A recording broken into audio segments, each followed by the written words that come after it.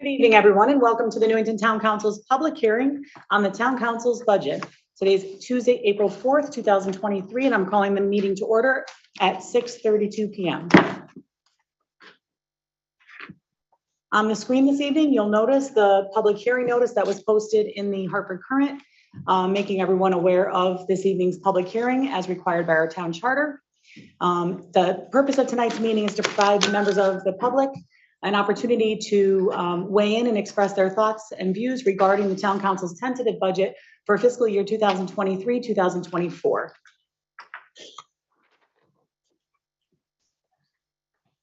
I can't actually see that, it's tiny print, but that is the legal notice that went into the Hartford Courant. And this one on screen is the corrected version of that. The town manager's proposed budget had an incorrect number of under the Board of Ed as 84 million instead of 81 million. Oh, there was a typo. Correct. Understood. Thank you. The correct one was in the Hartford Courant.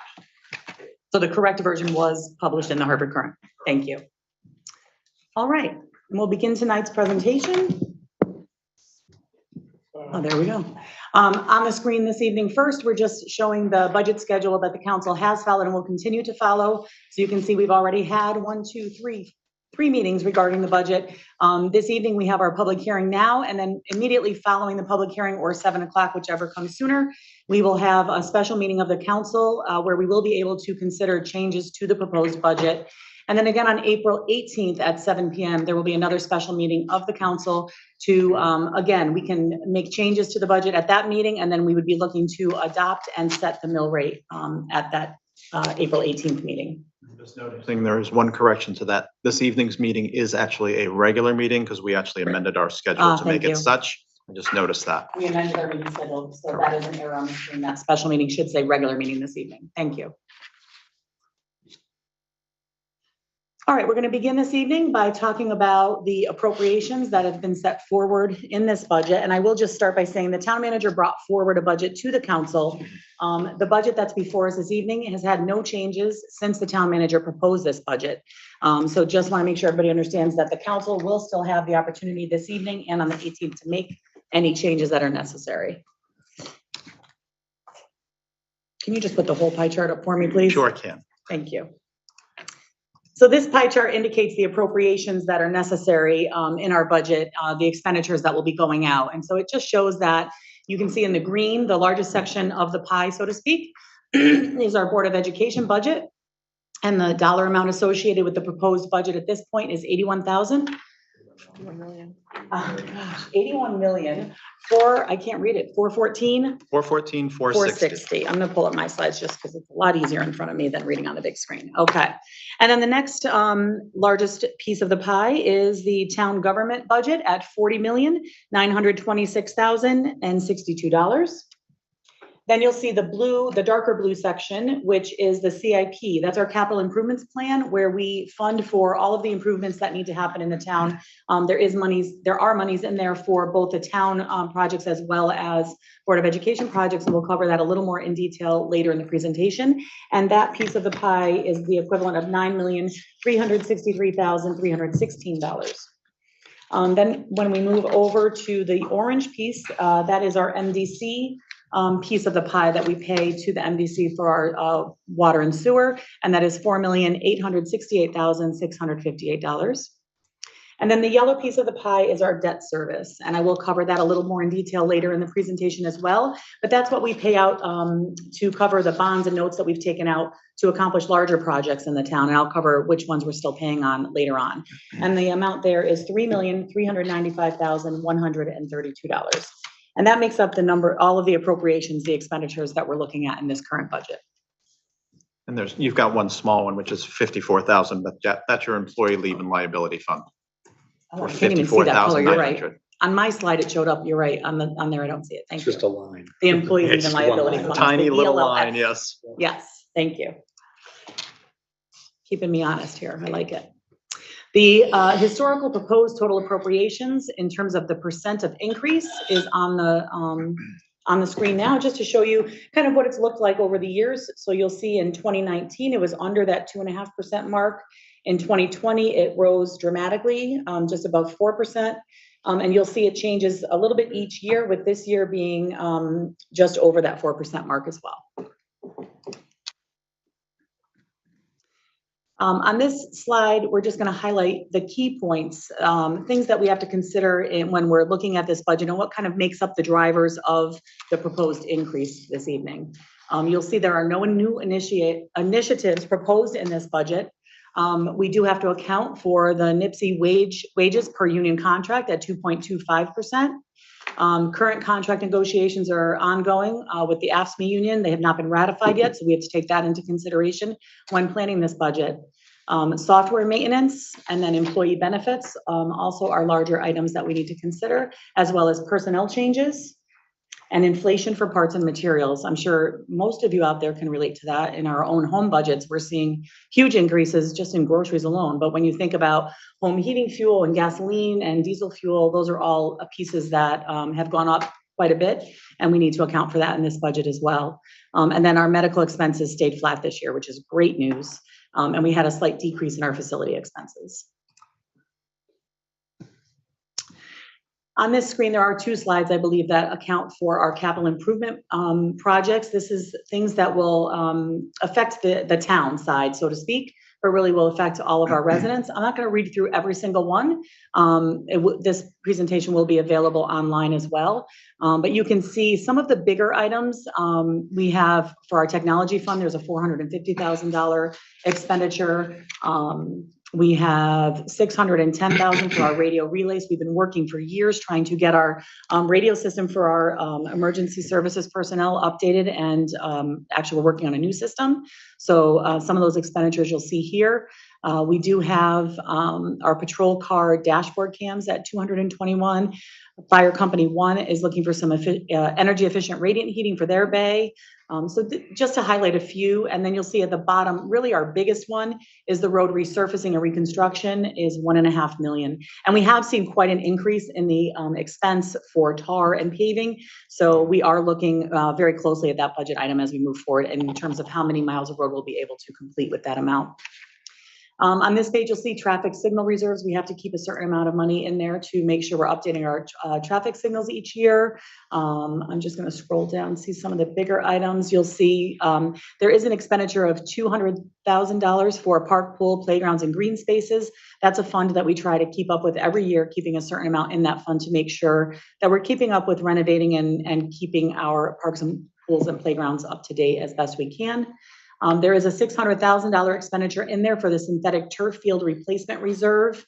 That is not the whole cost of that project. There is money in that account already that we've put away over the years, but the $600,000 that's in this year's budget would be enough to be able to fund that project and get that project done. That turf field at Clem Field has outlived its expected life. And so Parks and Rec has made that a priority project to try and get that done in the next fiscal year. You'll see Eagle Park Playground for $375,000. Our Parks and Rec department has made it a priority to try and refurbish or renew one neighborhood playground each year. So you'll see this year we just finished the Beechwood playground, park and playground, and they're having a grand opening coming up on April 15th. So if you're available, make sure you get out there. And there's information on the website about that, but this would allow us to then continue that effort and work on the Eagle Park playground next year. And then again, that equipment replacement reserve fund of $1,133,000 is for our public radios as well. And then this just shows a little more of a breakdown on the capital improvements for the schools. You'll see the appropriation to the public school CIP reserve. The school board has their own capital improvements plan. So while some of their projects are funded out of our town project, our town CIP, they also have an account that they can use to do smaller projects along the way as they see fit. Each year, the town puts in $125,000 into that. And it was set up so that the school is able or has to put their tuition monies that they receive and some other revenues into that account in order to fund their CIP reserve.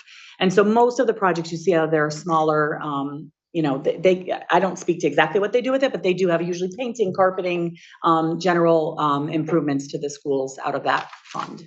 Then you'll see the bus replacement program is currently funded at $488,725. That's an expenditure that we had started to put in, I think it was just last year, because we had decided the buses really shouldn't be funded out of the operations budget. They really are something that fits the criteria of a capital improvement, which is that it would last over 7 years. And so we do a vehicle replacement fund on the town side, and we wanted to make sure the Board of Ed had a similar fund in the CIP for their buses.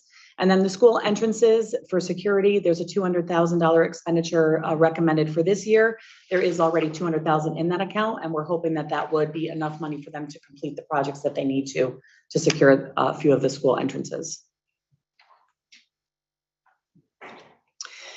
This is an overview of our debt service, and this is a different chart than we usually have in, but I thought this was a little simpler for not only us as counselors, but for the public to kind of understand what we're looking at when we talk about debt service. So you'll see over on the left-hand side, the list of current projects that we are still paying out of our CIP toward that debt service for. So the oldest one being the police department, and the newest one being the Anna Reynolds School project.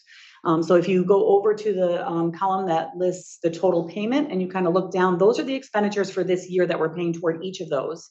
So at the bottom, you'll see that out of our CIP account, $3,395,132 is currently being used out of this, or will be recommended to be used in this coming budget to fund these bonding projects that have already gone out. And the good news is, if you look at the bottom there, the police station will be completely paid off in 2025, and the education facilities 1 and 2, which was E. Green and Ruth Chafee, those projects will be paid off in 2024. So we won't have to worry about those anymore.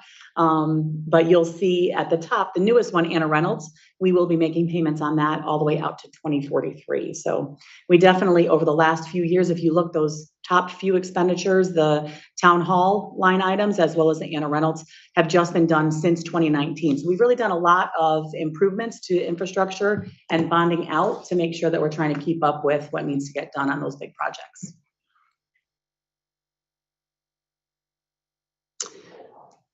Yeah, thank you. So earlier we had the pie looking at our estimated appropriations or expenditures, and these are estimated revenues. So if we look at that biggest piece of the pie, unfortunately, and we don't love that, it's our current levy. So our current taxes are what really do pay for the majority of our revenues each year. Then you'll see the yellow piece of the pie is the municipal aid, and there's another slide, I believe, that delineates the types of aid that we get, but those are grants and monies from the state government that help offset our budget. And then we have the 2.9 is the green slice, that's the applied fund balance. So in this year's budget, they are the town manager brought forward a recommended expenditure of 2.9 million. Just to break that down a little for everyone, typically we start with a $2.5 million expenditure out of our general fund and then determine if there's more that we can use or not. This year, the 2.9 represents what we're hoping will pass as an MOU with the Board of Education for an additional $400,000 to offset their budget. They are looking for us to consider an MOU that would allow them to take an excess that they have in their open choice monies, that the fund that they normally put it in is kind of at its max. So they would be looking for us to now take that into our general fund and re-expend that toward their budget. So that's why there's a bit of an increase in that amount from the normal 2.5 that comes forward. And then you'll see the red slice, or orange, it's kind of hard to tell, is $2,033,875, and that's for permits, charges, and all other sources. And then the tiny piece of the pie, the pink purple slice, $1,880,637 is for prorated and oh my god, prior year levies. I checked on the PY, I couldn't remember what it was. Prior year levies, interest and liens. So those are revenues that we are still collecting on. All right, just keep flying them in there, James, for me. Thank you. Our major challenges this year when looking at our budget are, as I mentioned earlier, the inflation and general market conditions. I know everybody in their home budgets is seeing that. Our grand list growth did not go up the way we had hoped, but I will say we're looking forward to the future with many of the developments that we have going on in town. I'm sure as you drive around, you see a lot of changes. Most of those developments will be hitting our grand list within the next 1 to 2 years. So we haven't seen that growth yet, and we're hoping, even though we've seen some permits and things pulled, until those developments become finished and functional, we won't see that growth on our grand list yet. So that is yet to be seen. We do have challenges challenges with our infrastructure needs. And as I mentioned, we've gone out to bonding for several projects already. So now we're really trying to make sure we're prioritizing what comes forward for needs and making sure that we have the ability to bond. We can bond out, but we need to look at how we will pay that over the years to come. As I mentioned, already $3.4 million in bonding is what goes out this coming year. And then looking to make sure that we're continuing to provide the services with the limited resources we have. Our town is very fortunate to have the services that we have in our town. And it's a priority, I would say, of this entire council to make sure we maintain those services, keeping in mind the limited resources and tax dollars that we have in order to do that. This is a slide I mentioned earlier that goes into that state aid, just to show you kind of what made up that piece of the pie. There are several areas that we do receive money to help offset our budget.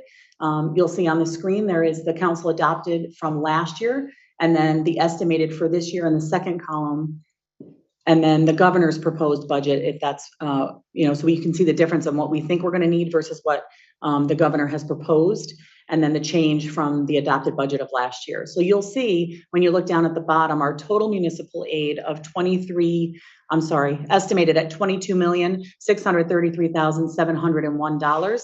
The governor's proposed is a little bit more than that. So we would actually have a change from last year of $1,425,295. And just looking down that grid, you'll see there's that we do get some money for adult education.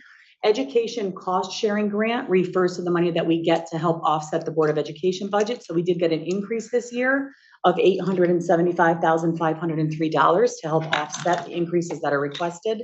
The National Tucket Pequot Fund stayed flat.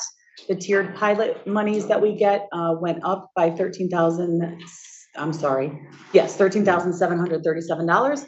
Motor vehicle property taxes went up by $330,079. Grants for municipal projects up $200,000. Our LoCIP money and our TAR money, which are both used to make sure that we have our roads in good shape and we can do our road projects, those monies are proposed to stay flat this year.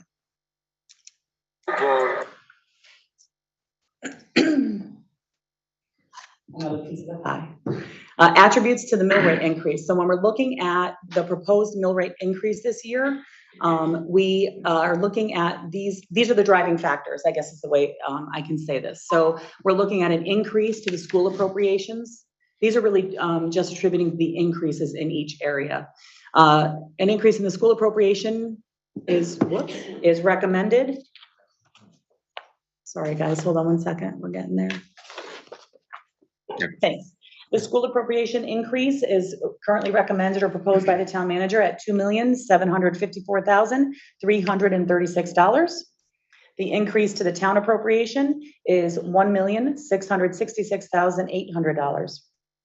You'll see the increase to the motor vehicle tax is $938,058. Non-tax revenues increase or decrease $1,617,207. And the increase in CIP and miscellaneous went up by $483,260. And I'm not able to read that pink one. We did fix that earlier. I don't know what happened to the slide. It slid over. That's the debt service at $867,062. Thank you, James. All right. And this is just the grid showing those same figures in a different format. That's fine. We can continue.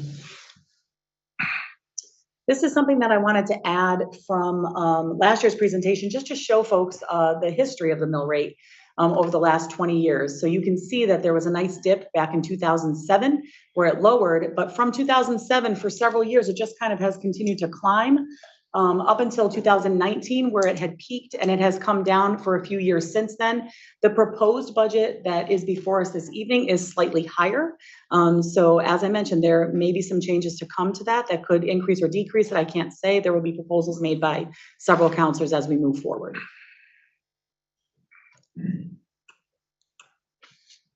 The proposed mill rate before us this evening, this just shows the average for residential taxpayers. This is based on an average assessment of just under $150,000. You'll see that last year the tax amount would have been $5,761. And this year with the proposed budget before us, the new increase would bring that tax bill up to $5,963, or a change of $200 or 3.5%. The motor vehicle would stay the same. So the overall increase to the residential taxpayer would be $202 or 3.5%.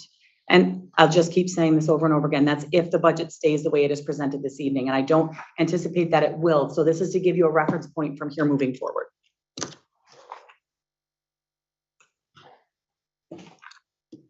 So that concludes my presentation this evening. If you do have questions, obviously this is a public hearing, so whoever's in the room or online is welcome to come forward and let us know, and we will try to address those questions. We don't engage in public conversation, so we won't go back and forth, but we will take your questions and then try to respond afterward. And then if you would like to send us questions via email, you can go to newingtonct.gov, and there is a link where you can send the town council questions as well. All right, so now we are into public participation. Because this is a public hearing, public participation is limited to the budget presentation essentially, so anything budget related. Anyone from the public that would like to participate by Zoom can raise your hand in the participants window. And if there's anyone in the room, you're welcome to come forward to the table. We just ask that you state your name and address for the record. We limit to 3 minutes. There is a bar on the bottom of the slide that will kind of give you an idea of where we are time-wise. So any member of the public is welcome to come forward.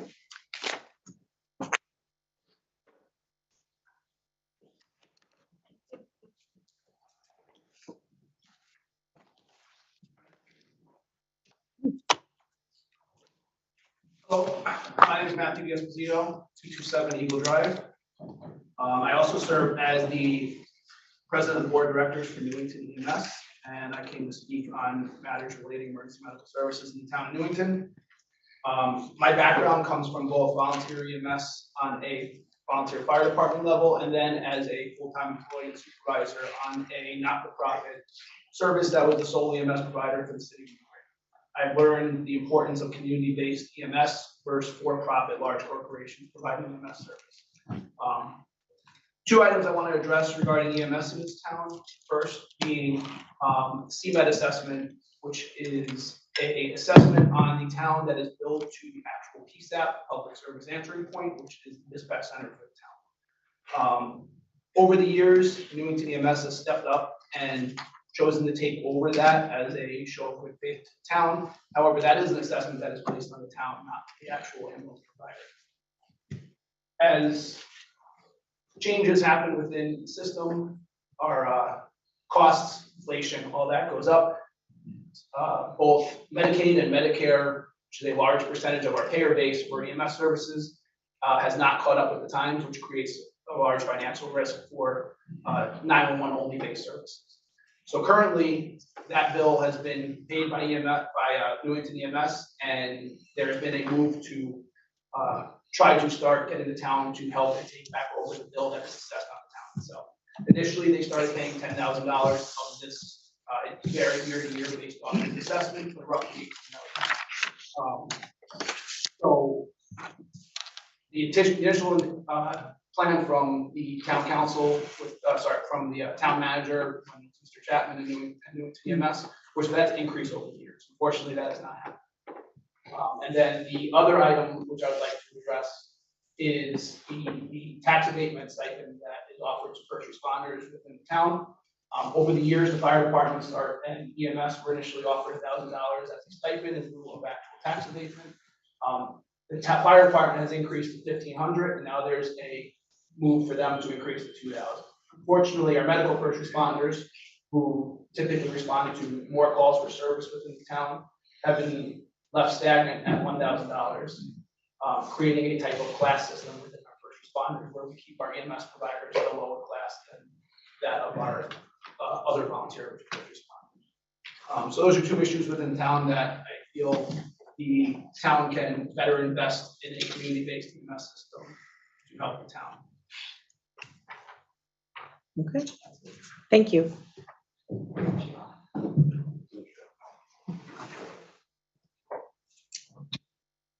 Any other members of the public that would like to come forward are welcome?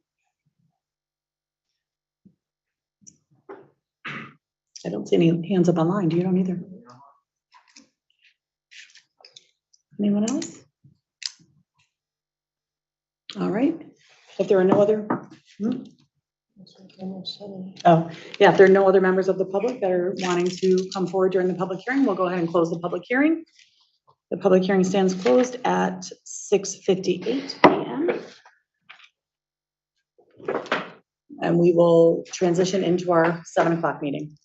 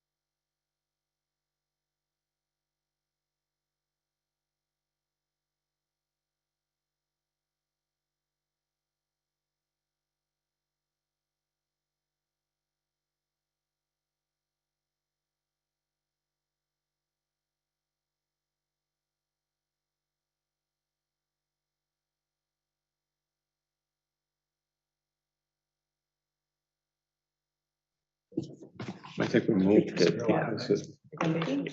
Good evening, everyone, and welcome to the Newington Town Council regular meeting of Tuesday, April 4th, 2023. I'd like to call the meeting to order at 7:03 p.m. If you would please rise and join me for the Pledge of Allegiance if you're able.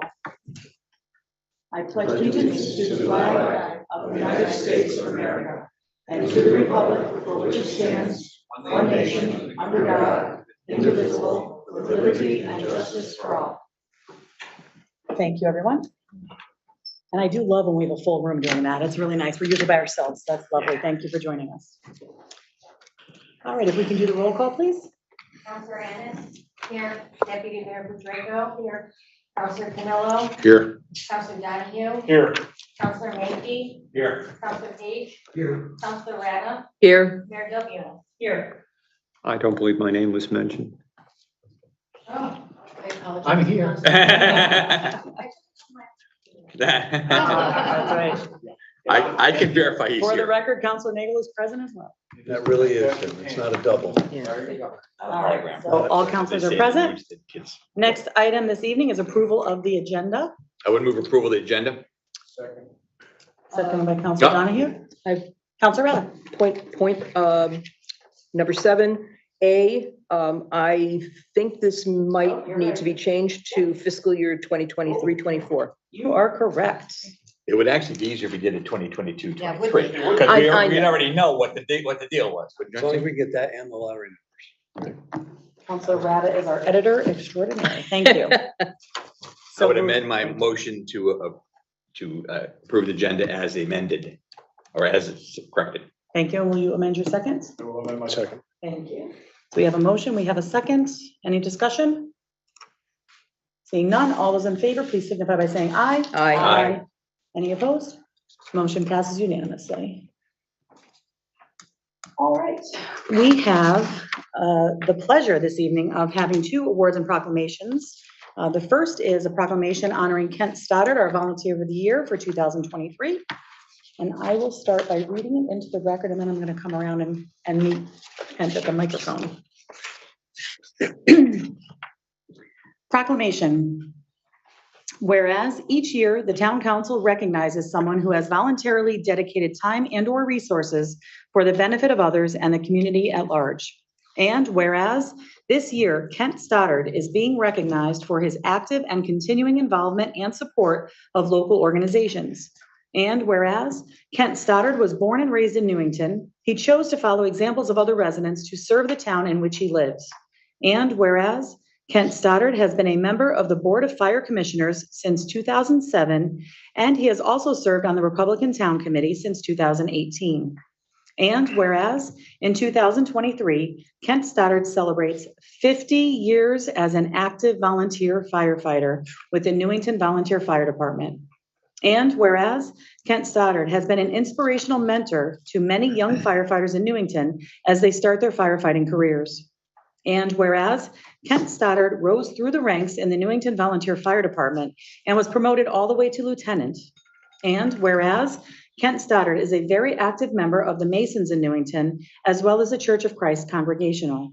And whereas Mr. Kent Stoddard truly personifies what it means to volunteer to improve the lives of all individuals that live in, work, or visit the town of Newington. And now, therefore, be it resolved that the Newington Town Council hereby recognizes Kent Stoddard as its 2022 Volunteer of the Year in recognition of his volunteer activities for the welfare of the community and for serving as a positive role model and an example of all that can be accomplished through the spirit of volunteerism. Dated in Newington, Connecticut, this 4th day of April 2023, signed by Beth Del Buno, myself, Mayor, on behalf of the Town Council. So moved. Moved by Councilor Mankey. Is there a second? Seconded by Councilor Page. And I'll open it up for council comment first, and then we'll bring Kent up. Sorry, I just need to switch my screen here. Deputy Mayor Budrago. Looking sharp tonight, Kent. Wow. Certainly our volunteer fire department is one of the best in the state. And for 50 years, you've been a very integral part of that organization. serving as an active firefighter, an officer, a mentor, a friend, and commissioner. You've been out there in the community too, helping residents in very difficult times and challenging times in their lives. But you've also been there for your fellow firefighters, supporting them, teaching them, helping them grow and helping grow the department. So it really is an honor to recognize volunteers like you who give their time, talent, and passion to share with our town. So thank you. Thank you. Counselor Nagel? Ken, I'd also like to add my congratulations to you for being not only a volunteer of the year this year, but you've been an outstanding volunteer for many years. And this award just doesn't come for this year, as far as I'm concerned, but for all the hard work that you've done and all the dedication you put in. In this proclamation, one of the highlighted adjectives I see here is inspirational. You've been an inspiration to people, whether it be on the Republican Town Committee, the Volunteer Fire Department, the Masons, many other organizations that you have dedicated yourself to in such a wonderful manner that is an inspiration to all of us and a model for all of us in terms of how to serve our community and our town. I thank you again, Ken. Thanks, Dave. Counselor Manke? Yeah, I would just extend my congratulations on this honor. Your volunteerism speaks volumes, but I think what strikes me most about you, Kent, is you do it and still stay a gentleman, which is rare in these days when as the way things go, that you still say civil, respectful, even when we may have disagreed on things. We stayed civil and respectful, and I think that's important. And I wish we had that again, because we don't seem to have that in this day and age. We seem to be screaming at each other all the time. But I A lot of levels of government have that. right. But I appreciate the fact that we always can. We may disagree, and that's great. But we always stay civil, and then we part friends. Right. And I appreciate that. So congratulations on this award. It's well deserved. Thank you. Counselor Page? Thank you, Mayor. Brother, on the level, I just want to say you represent everything about what it means to have a loving, caring community. And you're it. And thank you for all your service. We greatly appreciate it. Thank you, Mitch. Counselor Radda? Yes, Kent? No, no, We have known each other a long time, and I just want to add my congratulations. Well deserved. You serve with humility, you serve with enthusiasm, and always with the best interest, excuse me, of the community at heart. So congratulations and thank you for your service. Counselor Donahue? I don't, seeing everybody spoke of everything you've done great. I'll just say congratulations and, see you at the next 25. Counselor Ennis? Thank you. I don't want to reiterate what everybody else said, but it's congratulations on this honor that's so well deserving of you. You are a true inspiration to our community, not only the firefighters, but our whole community. And where volunteerism is such an important asset, you are the role model of it. So thank you so much for what you do for our town. Counselor Camillo? Thank you very much. I've known you for all of 50 years, and hopefully you're around for at least another 25.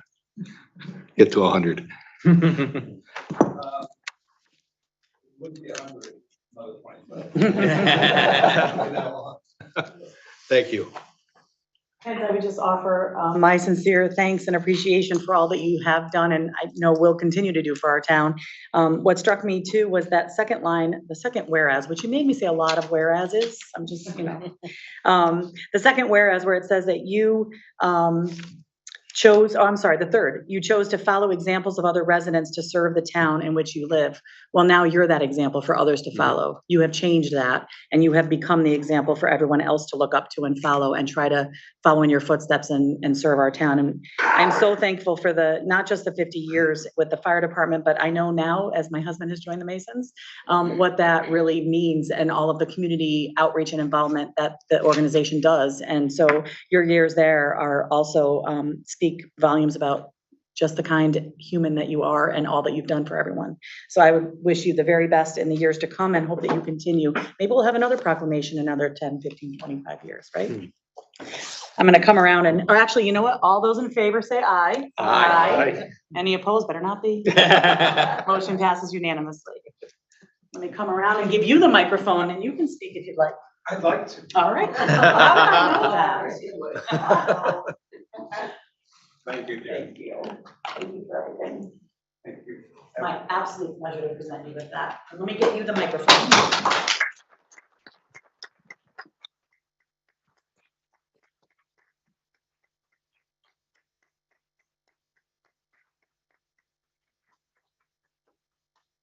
Knowledge. Oh.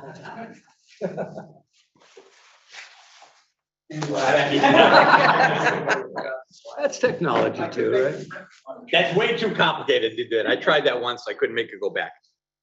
First of all, before I say anything, I have to thank my wife and family because they've put up with everything I've done all these years and helped me and make me, the person I am today. I'd also like to thank Paula Tramadio, who started this, Tramadio Siegel, excuse me, that started this ball rolling by making a recommendation that I should be the volunteer of the year. But tonight I come before you in my Class A fire department uniform. I thought this was a very important gathering and that I should wear this uniform. It took me a couple minutes to decide what I was going to wear tonight. I wear many different hats in town, and I wear this uniform because of the volunteer service I've done to the town. I have been a firefighter since 1973. And I've been a commissioner since 1989, with two periods of 2 years off for good behavior. And I mean good behavior. I was doing the right things. It's just that some other people didn't know that. And I do follow the footsteps of many people in town, but primarily it's my father and grandfather were both on the fire department before me. And if I had a mentor, I'd have to call Nels Nelson my mentor because he was somebody that I hung around with a lot and married his daughter. I'd like to thank all of the chiefs, current chiefs, past chiefs, and commissioners that I've worked with over all these years. I think that we've had tremendous leadership within the fire department. And I really have to say, I think we have the best command staff that we've ever had in the fire department right now. Let's see. I would be remiss if I didn't speak about some of my other volunteerism, which you noted with the Masonic Lodge. And the Masonic Lodge does a lot for the town, and they work with social services to provide different things at different times. I'm currently the president of the building association at the lodge, and we open the lodge up for blood drives 2 or 3 times a year. I'm recently returned from the Shrine Treasurers Association, which was in San Antonio, Texas. I am the treasurer at the shrine that's up on the Berlin Turnpike. Let's see. And I can't tell you how much service I do for the church because I'm on the investment committee, I'm on the finance committee, I'm on the new Center Corp committee, which is the committee that runs the Dunkin' Donuts and M&T Bank in the center of town. I was a trustee at the church. I was the treasurer of the church at one time. And one of the other things that I have done in the past is I coached Little League Baseball, I coached Babe Ruth Baseball, I coached women's softball. And in conclusion, I'd like to thank the town council for the recognition and the town. And I look forward to working with all of the town staff in one capacity or another in the future. Thank you. Thank you.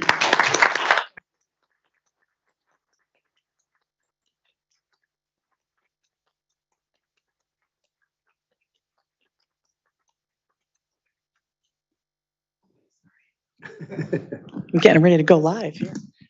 Take it on the road.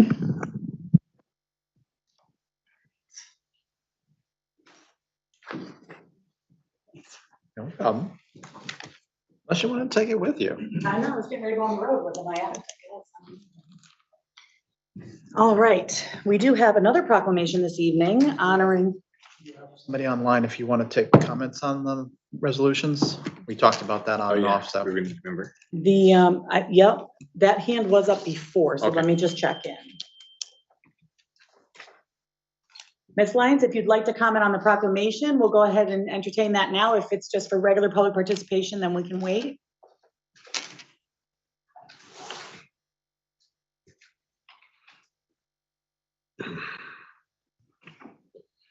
Does anybody in the audience All want right. to say anything?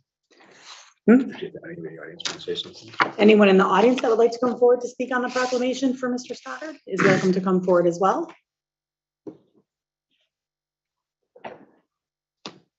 Okay, we're going to continue on. We have another proclamation this evening honoring the American Public Health Association. This week is National Public Health Week. And I believe, I'm just going to double check, we have Dave Wemmett on. Let me just see if he's still there. And it does look like he dropped off on us. Jerry Nagel on? Yeah. Is Jerry Lynn on? Doing the Zoom thing, guys, sorry, just making Oh, sure. So yep, Jerry Jerry Nagel Lynn. is on. That was Okay, one I great. couldn't remember. All right, so we'll go ahead and get this read into the record first. Proclamation. Whereas the American Public Health Association has proclaimed April 3rd through April 9th, 2023 as National Public Health Week. Whereas this year's theme, quote, centering and celebrating cultures and health, end quote, feeling like we belong, being part of our communities and fostering cultural connections supports our health and the quality of our lives. And whereas by building healthier, stronger, and safer places to live, the United States can be the healthiest nation in one generation. And whereas for 28 years, the annual celebration of National Public Health Week reminds us of the fundamental role that our own state and local health departments play every day in the health of our communities. And whereas the Health District, in partnership with the 4 towns, has been dedicated and driven to reduce morbidity and mortality from COVID-19 over the last 3 years.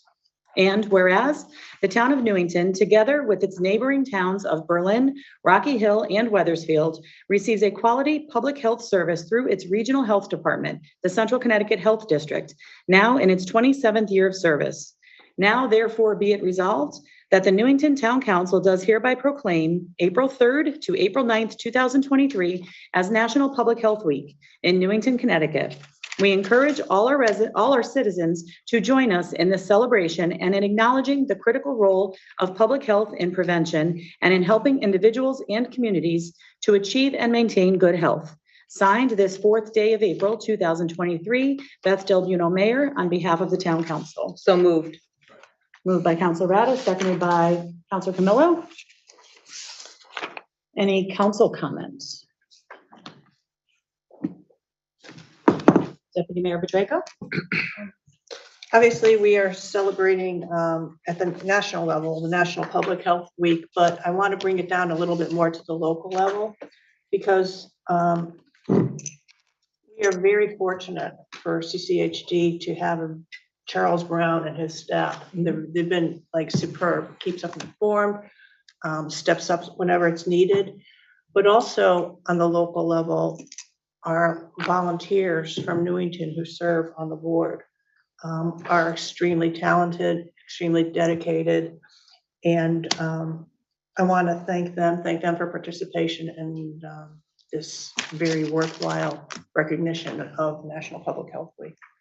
Thank you, Deputy Mayor Petracco. Councilor Nagel? I would like to add to what has just previously been said, that the Central Connecticut Health District at a recent council meeting went into details, and we discussed many of the wonderful things they do. And this here is a testament to what they do and what is done nationally by organizations like them to try to protect and increase the health of citizens in this town and in this nation under times that seem to be more and more trying and challenging. So I commend them, and also Charles Brown and our board members, including my wife, who happens to be one as well. Had to say that. Thank you. Thank you, Councilor Nagel. All right. I would just add, I think it's of a tremendous value for our community to honor that this week of April 3rd to April 9th is Public Health Week, and making sure that we are drawing attention to the initiatives that we have available in our town. As you mentioned, the Central Connecticut Health District does provide those services, not just to us, but to Berlin, Rocky Hill, and Weathersfield. And they did do a presentation, and I say this every year when they come forward, I'm like, oh, I've heard this presentation before, but every year I get something new out of it. And I don't think that a lot of people realize the services they do provide. I mean, they talk a lot about, they go out into homes and communities and help with lead poisoning and asthma prevention or awareness, talking about tick-borne diseases. You know, we think of vaccination clinics typically, that's what is usually the most noticeable thing. But our partners at the Central Connecticut Health District do such a service for us. So to make sure that we're drawing attention to National Public Health Week, I'm really thrilled that we're able to do that here in Newington and continue to honor that. I know we have, well, we do have a motion in a second, so let's take our vote first, and then I'm going to ask Jerry if she'd like to comment. All those in favor, please signify by saying aye. Aye. Any opposed? Motion passes unanimously. And let me find Jerry. Is she in the participant? I'm not seeing her. The panelist. Right under Gail. I'm sorry, my screen's probably very different. I just need to expand because I can't see her.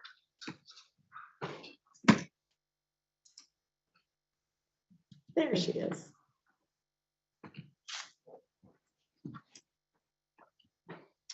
Geraldine Nagel, I'm trying to ask you to unmute if you'd like to join us. There you are. Yes, here I am. Okay. Welcome, Jerry. We just wanted to offer you the opportunity to speak if you'd like to on behalf of the proclamation. Watch out for ticks this year. Yeah. Oh, her connection's bad. Well, I heard watch out for ticks this year, and I know Central Connecticut Health District was saying that at our last meeting where they updated us how bad without the severe frost, we haven't had any real frosts. Flyers in your So- packet. Flyers in the packet. Oh, thank you. There you go. Jerry, unfortunately, we're having a hard time hearing you. It sounds like your internet isn't great right now.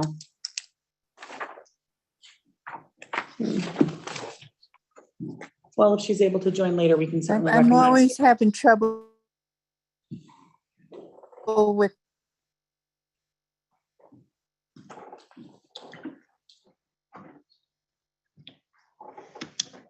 Okay.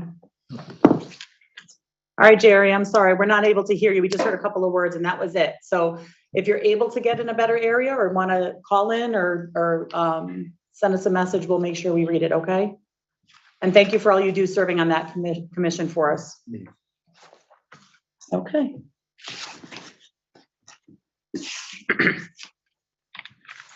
We'll continue on in our agenda. Any member of the public that wanted to come forward for the public health proclamation? All right, seeing none. Next item this evening is public participation. Any member of the public is welcome to come forward at the podium, or if you're on Zoom, you can raise your hand in the participants window, or if you're calling in through the Zoom, through your phone, you can do *9 in order to raise your hand to be recognized. We do ask that folks state their name and address for the record, and that you limit your comments to 3 minutes. On the screen at the bottom is a bar that will kind of move along and let you know where you're at in the 3-minute time limit. And we do not engage in conversation, but after public participation, the counselors will have an opportunity to remark on public participation and perhaps answer if we're able to, or comment on comments made. Anyone can come forward. I do see Ms. Lyons online, so we'll start with her, and then anyone who'd like to come forward is able to as well. Ms. Lyons? Hi, Rose Lyons, 46 Elton Drive, and I just wanted to mention, and I know that you were trying to get through the public hearing to get to the meeting, but I was having problems hearing what the first public participant was saying, so I switched from my phone to NCTV, and because you were in a delay on NCTV, when I raised my hand, it said my hand was raised, but then you didn't realize that I was on. So you may want to wait a few minutes, or, you know, not a few minutes, but a little while when you call for public participation. My questions were regarding the CIP, and I think in the time between when I was going to ask and now, I've pretty well cleared it in my head. What I thought was correct is correct, but just to confirm what my thinking is, it's very hard for me, who's been following the CIP for 15 years, to follow it now that it's been changed, where the department heads make their request to the town manager brings it to the town council. There's not much discussion, or as much discussion as there was when there was a CIP committee. That being said, you're doing what works for you. It's just a little hard for the public, especially myself, to follow the money. I just want to ask, monies that are appropriated for this fiscal year, they're kept track of by Janet Murphy, I'm assuming, for the general government. The Board of Education CIP monies, I'm assuming, are kept track of by the Board of Ed, as well as the Parks and Rec CIP monies are kept track of by them, or maybe by Janet Murphy. Could you just tell me that if I had any questions about any certain line item that was approved last year or in years past, where this money has gone, as I've seen some monies be appropriated, then have to be allocated to other emergency funds, and then things change. It's just very confusing. I'd like to not take up your time with it, but I'd like to have some guidance as to who to contact regarding the CIP allocations for any previous years or the present year. Thank you. Thank you, Ms. Lyons. All right. I don't have a hand up online, so anyone in the room that would like to come up? Commissioner Whalen?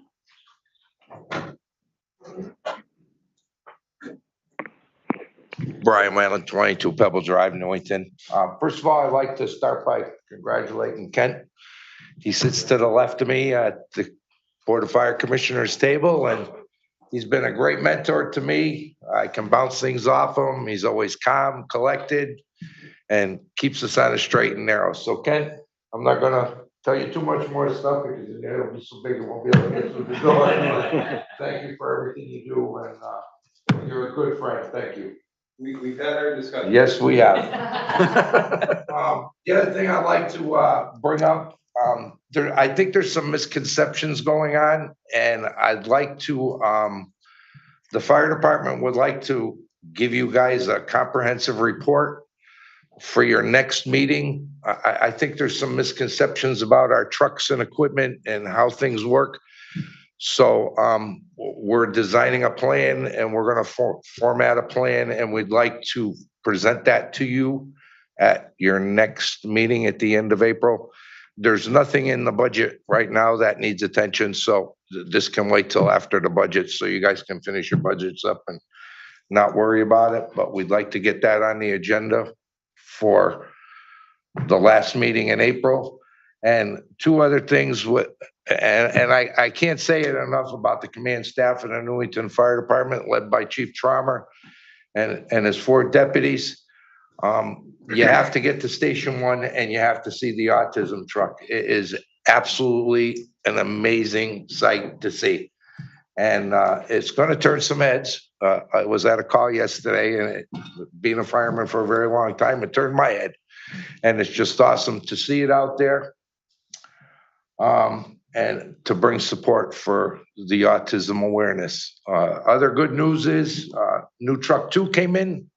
Not sure if you all know about it, but the new ladder truck came in, and eventually we're going to plan on once it's equipped and ready to go and everybody's trained on it, we'd like to bring that down to a council meeting one night and show it all off to you. And it's a pretty cool truck. And the Come on. Maybe not when you're there. But it's funny you say that, because the truck that came in that this is replacing, and I'll never forget it, Councilwoman Kathy Hall climbed that ladder 100 feet to the top in the back of Station 2 when she was a town councilor. Yeah. It sounds like a dare. Yeah. I bet you, maybe the fire commissioner liaison should be able to. Yeah, you're a hiker. Yeah, right. Sorry. All right, guys. Sorry. Public participation, folks. And on more good news, the Chief Traumer was notified by the Senator Murphy's office that we just received another grant from the fire department for approximately $45,000 and change. So we're not, the The logistics of it right now are up in the air, but we have been awarded it. It's official. We have gotten this award. So there's some work that we have to do on our end, and we're very excited about it. And can't, like I said, the chief and his staff are just pounding the pavement, trying to find grants, find ways to bring money into the town, and I can't say enough about them. So, Hey, Brian, all right. Brian, before you leave, remind him of the ISO. Oh, yes, and that's another thing. Quickly. I'll do this quick. The chief also, within the last week or two, got a notification from the ISO, which is the Insurance Service Organization, that we maintained our Class 3 rating, which only 17% of the fire departments in the state of Connecticut have a Class 3 rating or better. So we're very, very proud of that, and there'll be more to come on that also. I couldn't help it, man. Yep. So a lot going on, but thank you. Thank you.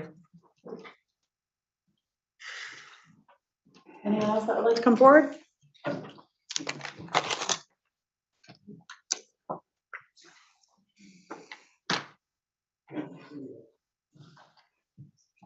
Okay.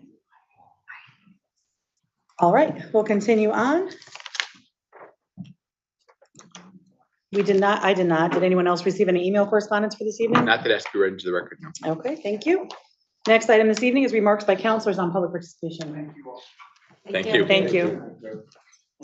And then there were two. I will share with the council that I did speak with Commissioner Whalen after our Saturday budget meeting.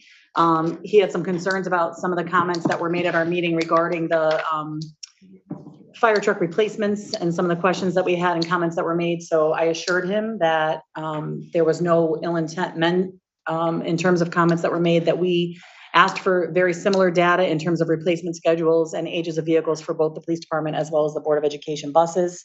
And that was just our way of trying to make sure that we are showing the public that we're doing our job and making sure we're getting the data that we need to make those decisions in terms of budgetary need and, when we're looking at those vehicle replacement costs. So I did let Commissioner Whalen know that I would be requesting an agenda item to be added. I'm not sure when our next meeting is. April the 18th is the 25th. So we would look at, if that agenda would allow for it, we can look at putting it on that agenda so that they can have the opportunity to show us the data that they have in response to some of our questions that we had.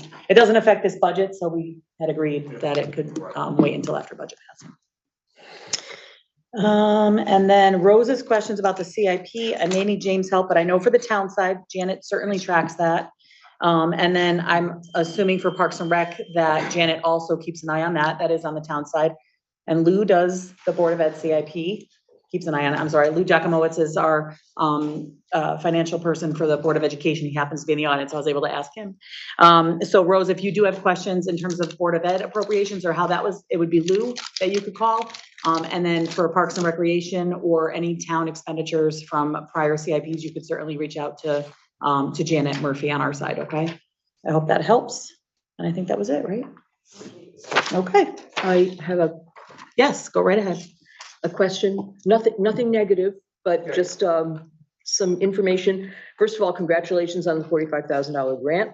And can you just tell us a little bit about what it will be used for? Well, I should. What it is and how Well, it's I being should keep used? it a surprise but it's a pretty cool thing. And what it's for. Can you come to it? This is a little unusual. We don't usually do this during our remarks. We but, want to hear cool things. But we would like for you to at least get it in the microphone. I'd like to keep it a surprise, but since you asked, I'll tell you.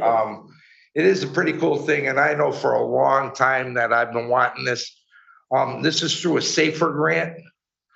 There's two big grants that the federal government uses for the fire department, is SAFER grant, and the other name I can't think of it off the top of my head, but this was through the SAFER grant, and it's for recruitment intention, and it's going to be for a digital display sign that's going to be out in front of Station 1, similar to what's at the high school out on Willard Avenue. So we can use this for our recruitment and our retention. It can be used for snow ban, there's a parking ban tonight, so you can display there's a parking ban, tornado warnings, thunderstorm warnings. So anything that has to deal with public safety, we'll be able to flash it out on the scene and on the screen, and, everybody driving by will get, good notifications, so. Oh, that's great. Yeah, it's gonna be pretty cool. And right on Main Street, it's our best place to, showcase it and get the information out to the people. And there's a lot of cars that go by there every day, and we just need that couple of months to just pull in and pick up an application and keep us in business. So hopefully it'll work. Thank you. And I probably, like many of the rest of us, saw the, on Facebook, the autism awareness, and it's amazing. I want to take a run down and see Yeah, it. take a look. Anytime, just give me a buzz and we'll be happy to give you the grand tour. Great, thank you so much. All right, thank you. Any other council comments? Okay, we'll continue on. Under consideration of old business for fiscal year 2023, 2024 proposed budget adjustments. I know I can speak for our caucus. We don't have any to bring forward this evening. We had talked about bringing those forward at our next meeting. Councilor Page? Thank you, Mayor. And I'll ask your indulgence and assistance also from our interim town manager for any Roberts Rules procedures. I haven't done this before, so thank you for your assistance if I'm not following process or procedure. I would like to propose 3 amendments to item 7A on the town council regular meeting agenda. And the first I would state as I move to amend motion 7A fiscal year 2023, 2024 proposed budget amendment by moving $1,770,000 from the town of Newington general fund to the Board of Education budget to prevent layoffs of teachers and staff. Okay, is there a second? Second. Okay, and I'll open it for discussion. I'm just curious, have you had a conversation with Ms. Murphy just in terms of this amount, whether that, like, I usually just run it by her in terms of like making sure it makes sense in terms of the amount we have in and what we need to expend? As I reviewed the budget, I believe prior to the existing proposals of other monies being drawn down from the general fund, we sit, I believe it around, she can give me the specifics, I think she's online, the $25 million plus or minus of the general fund. Okay. And I think we're required to maintain 10% of our budget per the bonding requirements. Right. Which would be about 14 million. Okay. Any other council comment or question? Councilor Mankey? Sorry, I did just, do we know what the budget implications of this are? Does it reduce the mill rate, raise the mill rate, or it's just neutral? It's neutral because it would drop from the general fund. Or the general fund, okay. And what would draw it down? We don't know what the real general, we don't have a. I think with the existing proposals in the budget, as I understand it, it would, without this 1.7, 1.8, it would bring us to about 23 million in the general fund. So this would remove another 1.8, let's say if we round it off. So we're looking at between 21 and 22 million. So still leaving, in my assessment, plenty of wiggle room between that number and the 10% required for a bonding. Right, but just jumping ahead, you're proposing we take $3 million out of the general fund. I haven't gotten there yet. Okay, but I'm just jumping ahead, so right, okay. Yeah, our side's still working on our adjustments, so I would be leery to vote on any of these until we finished our adjustments, so. I think there's some good ideas here, I think it's some interesting, some interesting plans here, but I would have to abstain from it, I can't, till we do ours at this point, I don't. I mean, not that I'm saying no, but I'm saying till we get done, we've been working feverishly till 10 o'clock at night. We had a cut early yesterday for the game, but so I would just, I wouldn't be able to vote on these until we actually have ours finished. But I think we're all coming to the same point. We want to do what we can to keep the Board of Ed as whole as possible, and we want to do what we can to move our infrastructure. I think we're all on the same page. Just what road we're taking to get there, I think is the issue. Mm-hmm. So, thank you. Other Councilor Ernst? Did you look into what the implications would be for budgets. Now we're increasing the budget. Mhm. So now we're gonna have to fund that in 2 years from now, 3 years from now. Did you consider that? We're gonna have to fund what? Well, if you're taking 1.7 million, now you're increasing the board budget by 1.7 million. Now we have a hole because we haven't, it's not, we're not taxing the residents. We're Right. taking it out of this. So now next year for 24, 25, now our budget's gonna be larger. Actually, I'm not increasing anybody's budget. I'm responding to the clear presentation by the superintendent on what's required to not have layoffs of teachers and staff and harm our education and our schools. So I understand, and I don't disagree with that, but what are the implications, budgets years down the road? Because now we have a $1.7 million budget, a hole well, in future years. that's a very good question. I think it speaks to what Dr. Brummett and other folks have presented over the last several weeks, which is that for the previous, I believe, 6 years, we've been operating, or the board of it has been operating at an average of 1.7% budget increase. And as I've said before, and I think others have recognized, that when your rate of inflation is on average between 2.55 and 3.25, and you're operating at 1.7 rate of increase over 6 years, we're now having to catch up. Oh, I'm not disagreeing with what you're doing. I just want to know. No, it's a good question. And the Board of Ed is having to catch up. We as a town are trying to catch up. I know our interim town manager has done a yeoman's work and continues to work along with Janet and all the staff to catch up from the cuts over the last several years and the evisceration, in my opinion, of staffing and of services. So we are paying the piper now for that. And hopefully, to your point, Representative Annis, Councilor Annis, that we would more realistically budget, not so we can say to the residents that we had a 0 mill rate increase, but so we can say we don't have to then down the road ask for that much more because we flatlined our budgets. If we realistically keep pace with inflation, which is a reality, as the mayor pointed out earlier today with the cost of groceries, it affects the Board of Ed, it affects the town. And so that's what I'm hoping, that moving forward, we can do realistic budgets and not have to have the increases or the drawdown of our savings account like we're talking about right now. I'm just looking for a document just to look at a figure really quickly, but I will say that, first of all, we didn't have an opportunity to review these prior to the meeting. As is past practice, we typically would exchange motions for consideration at least, a certain amount of time prior to the meeting so that caucuses can meet and deliberate and talk about them. I haven't had a chance to digest these at all. And as I'm looking, I'm realizing that number 2 then piles on more from the general fund in addition to number 1, which I'm not sure that I'm Can we not discuss the second one until it's gone to a vote or to a motion? I didn't discuss the content of it. I'm saying that for me to make a decision on number 1, that's a general fund appropriation that in my mind is a large appropriation in addition to what's already recommended in our budget at 2.9 million. And there's another motion on the table that would ask for more than that. Those are things that I would have to digest and vet or talk with my caucus and with town staff in terms of what that would mean for future budgets. Because what I think what Councilor Annis was getting at is not, I don't disagree with you that we're trying to avoid layoffs. I agree with you on that.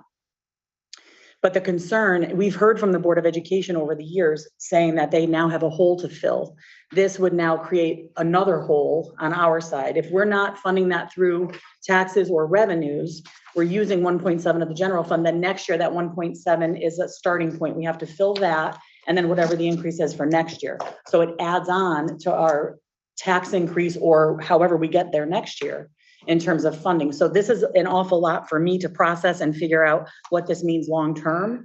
So from my estimation, I would abstain this evening. I'm not saying no, I'm not saying I won't consider this. I'm saying I need time to consider it and figure out what it means in the long run. So I will be abstaining from this for that reason. And I will share with the council that I have had a number of conversations with the superintendent of schools with some ideas that I've shared with ways to try and get to a certain level of funding, and she has been extremely open in meeting with me. We've talked on the phone and met in person, and we are still, I know this evening, I know you sent me something new, Dr. Brummett. I haven't had a chance to look at it. Unfortunately, I was at a wake right before the meeting, so I have not had a chance to read it yet.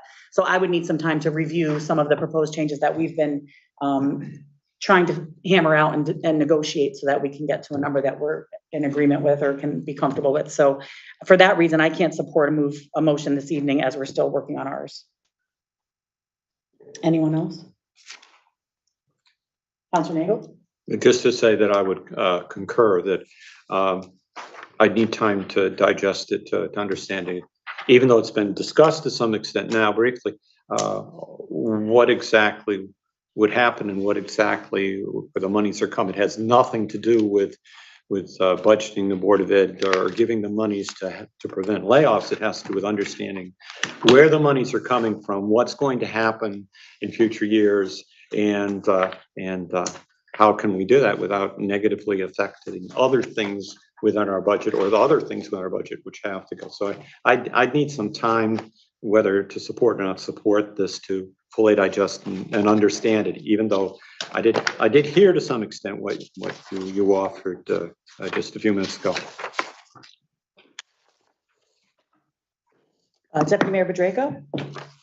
Yes, would also have to say that I'd have to abstain. It's not yes or not no, but because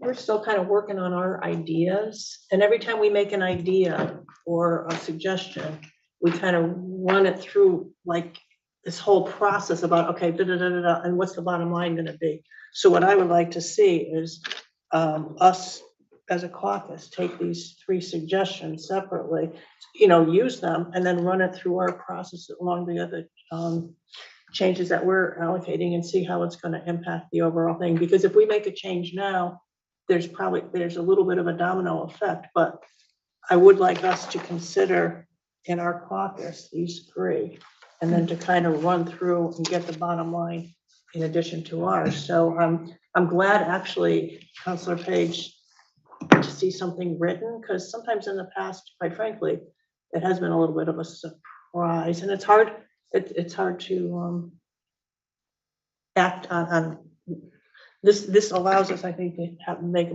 better decision, and also hearing your explanation on each of these. And I know you're going to discuss all these 3 tonight. Take some notes and see where you're coming from, why, and then I can make a better decision. Any other council comments? Just to, I guess I just want to comment on one thing. Councilor Page, you mentioned the average being 1.7%, but I'm looking just at the last 5 years. The 2 before that, I don't honestly remember why it was 0.49 and 0.29, but the last 5 years of the Board of Ed budget, there was a 3.43, a 2.7, a 2.67. There was a 0, but that year also had a surplus associated with it. So it wasn't that there wasn't enough money. There was a surplus, and that was during COVID, and there was a reason for that. And the Board of Education, we had lots of deliberations and discussions about that, and that was something we had come to agreement on. And then a 2.46. So I think some of the statistics are a little, I don't know. We just have to look at those carefully. I think that 0 skews it a little bit, but it was clearly a year where there was a surplus for a reason, and there was a reason for that. May I ask a question? Sure. The numbers you just stated, Yeah. those numbers were the Board of Education budget increase, or that was the allocation from the town to the board increase? That was the final allocation. Final allocation from the town side. Okay, I was speaking to my understanding of the superintendent's statement about the Board of Education budget increase, not our allocation. Well, you quoted the 1.7, which is what that chart references. Okay. It was the same chart, I think. At some point, maybe we can get clarification from the superintendent. Okay, thanks. Okay. Yes. So I want to just clarify something. So I think you're all getting to a certain point, and what you're trying to get to is what the minimum budget requirement is in current year, and by adding in additional general funds to that, it becomes that higher amount next year. That's the part that everybody's talking about future years. It's called the minimum budget requirement under the state law. So there are criteria that could come into play, and I don't expect that to happen, especially with our development, where if there's a reduction in enrollment or other issues where an ECS funding from the state were to be reduced, though at that point, the town could reduce that minimum budget requirement. But what's being proposed with this would increase the requirement of us in the following year. So effectively, we'd be at 83,114,000, I believe, based on that number. And then we'd still be required to fund that amount as our starting point in 24-25. just so that everybody's on the same page, understanding that. And I just want to be clear, I'm not looking to, Go ahead, go ahead. okay, I didn't be out of order. I am not looking in this proposal to bring us to a number higher than what is necessary to maintain our excellent schools in Newington. It is not to create an inflated number that we now need to sustain in years forward, just for the sake of picking a number. I based this on the math that I calculated, and it could be not 100% accurate because there are a lot of moving parts right now and a lot of numbers out there between the Board of Ed side and the data we're working off of. But this is my estimation. And the spirit of this is to maintain our excellent schools and not, and to prevent layoffs of staff and teachers.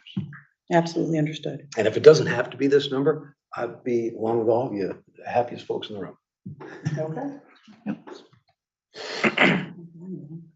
Do you want to ask that question?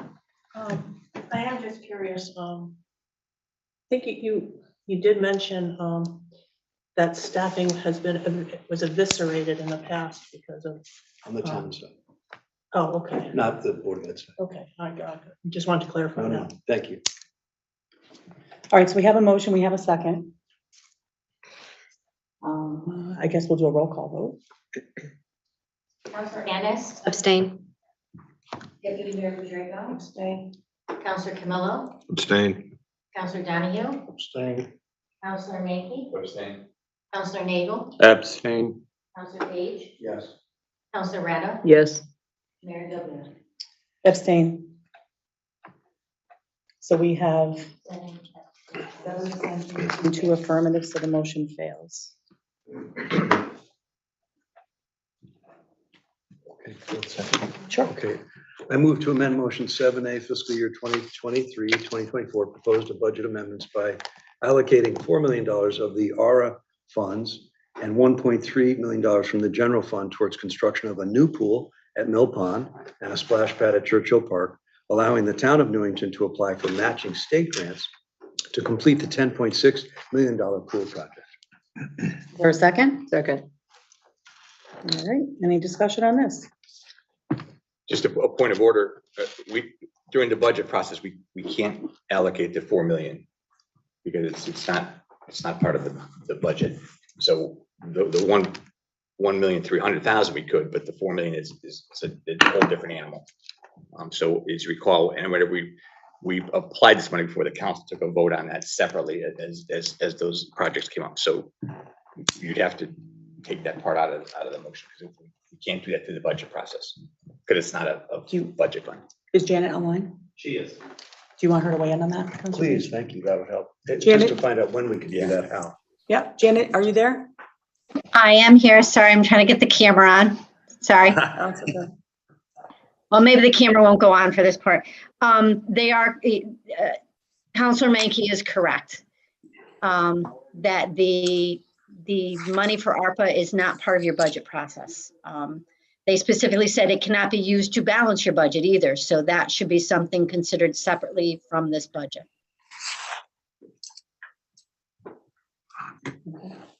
So, Any follow-up questions? Or? okay, no, that's fine. I guess I would want to know, Janet, if we were to move forward with a 1.3 million from the general fund tonight, we would then wait until we've completed our budget process on the 18th and then move that 4 million separate and distinct from the budgeting process? They should come before the council as all the other ARPA projects have and present their proposal of what they plan to do. And then you guys would do a resolution to approve or deny it, depending on what you want to do. But yes, the 1.3 million, I think you said, that can be part, and you would say that basically it was coming out of the general fund and going into CIP to fund that project. And then they, being the Park and Rec folks, would need to come to propose that? Yeah, whoever is working on this project, yes. Well, We've done other things similar to that, like when the police came forward with the license plate readers and stuff like that. That's just the procedure that we put in place. No, thank you very much for educating me on that.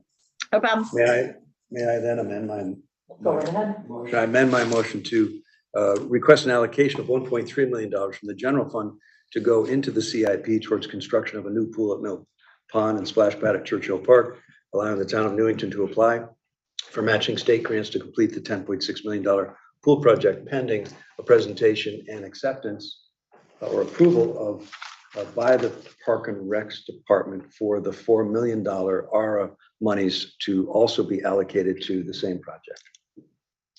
Does that make sense? Confused. Janet, did that make sense for the ARPA funds? I guess. I wouldn't put anything in about the ARPA funds at all. That's kind of separate funding, wouldn't even mention in the budget. I would just mention that you want to put the money into the CIP to help fund that project. Okay, so, And as part of discussion, we can state that the ARPA funds are intended, but Definitely. not Yeah. as part of the motion. No, what she said. Ditto. Counselor Donahue? Wait, 1 second, I'm sorry. You amended your motion. Yes. And the amended motion. Thank you. Okay, go ahead, Counselor Donahue. Okay, as the Mill Pond Pool Building Committee is still going back and forth, I mean, we're assuming that their proposal is locked up, and it's not.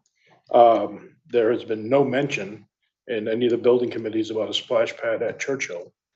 It's a concept that we've talked about, but has not been brought up. So I'm gonna have to abstain. I mean, even, I don't know why you would think that we would dedicate half of our ARPA funds to this project anyways, but so I'm gonna abstain. We're still waiting for answers from Bill, from the building committee and other proposals that the architect has agreed to look at other locations. So we're waiting on that information, and Bill has a list of questions that he needs to answer before the next meeting, so. Yeah, just, this is more procedural. Bringing a proposal for the allocation of whatever amount of the ARPA funds, would that come from Parks and Rec, or, and this I guess is a question for Councilor Donahue, would that come from the building committee? I would have to, I believe it would come through the building committee because there's already a building committee in place. Bill would come to us and then we would bring Yeah. it forward to the council. But Janet can correct me on that. The building committee could do a request for it, but ultimately it would come either through staff or from council, I think. Janet, can you weigh in on that? I was just wondering who, Who brings it? where would it be, yeah, where would it be coming to? Who would be bringing it to us? I kind of think it would be a joint with the building committee with staff, such as the Park and Rec Bill, bring it forward to you. Okay, thank you. That makes sense. Okay. Counselor Page? Thanks, Mayor. I just want to respond to Councilor Donahue.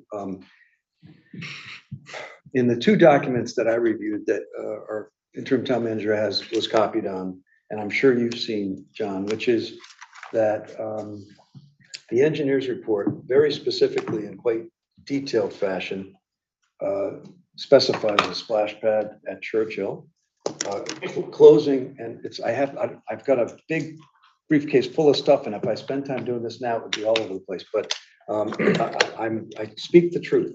It's specifically detailed in that report. And anyone who's read that report knows it. It includes closing the pool and dismantling it from Churchill. And it includes a larger pool at Mill Pond to accommodate greater usage there, including obviously park and rec programs during the day and so forth.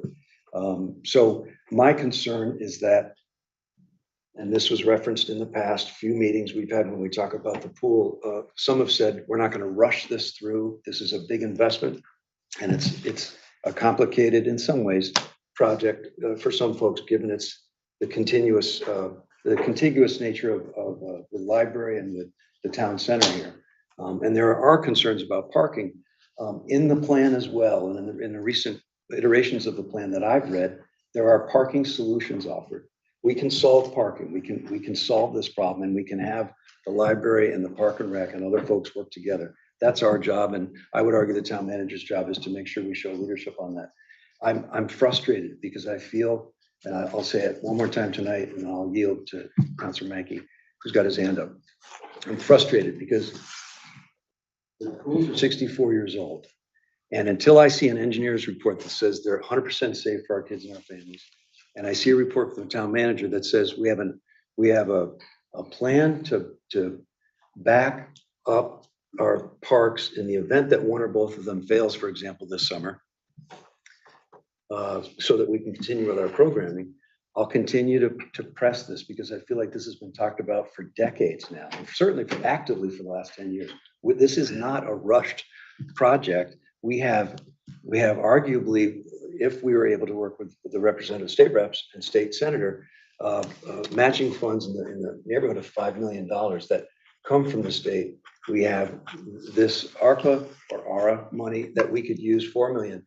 This is an opportunity for our town to save our taxpayers money, to give us a new pool center, to solve the problem of parking, which is a problem and a concern for the library as well, and to not cost the taxpayer more than it should. It's going to go up 5% every year. It's in that same report that details dismantling the pool at Churchill. 5% every year that we're going to charge our state resident or town residents if we don't act on this now, and that's my concern.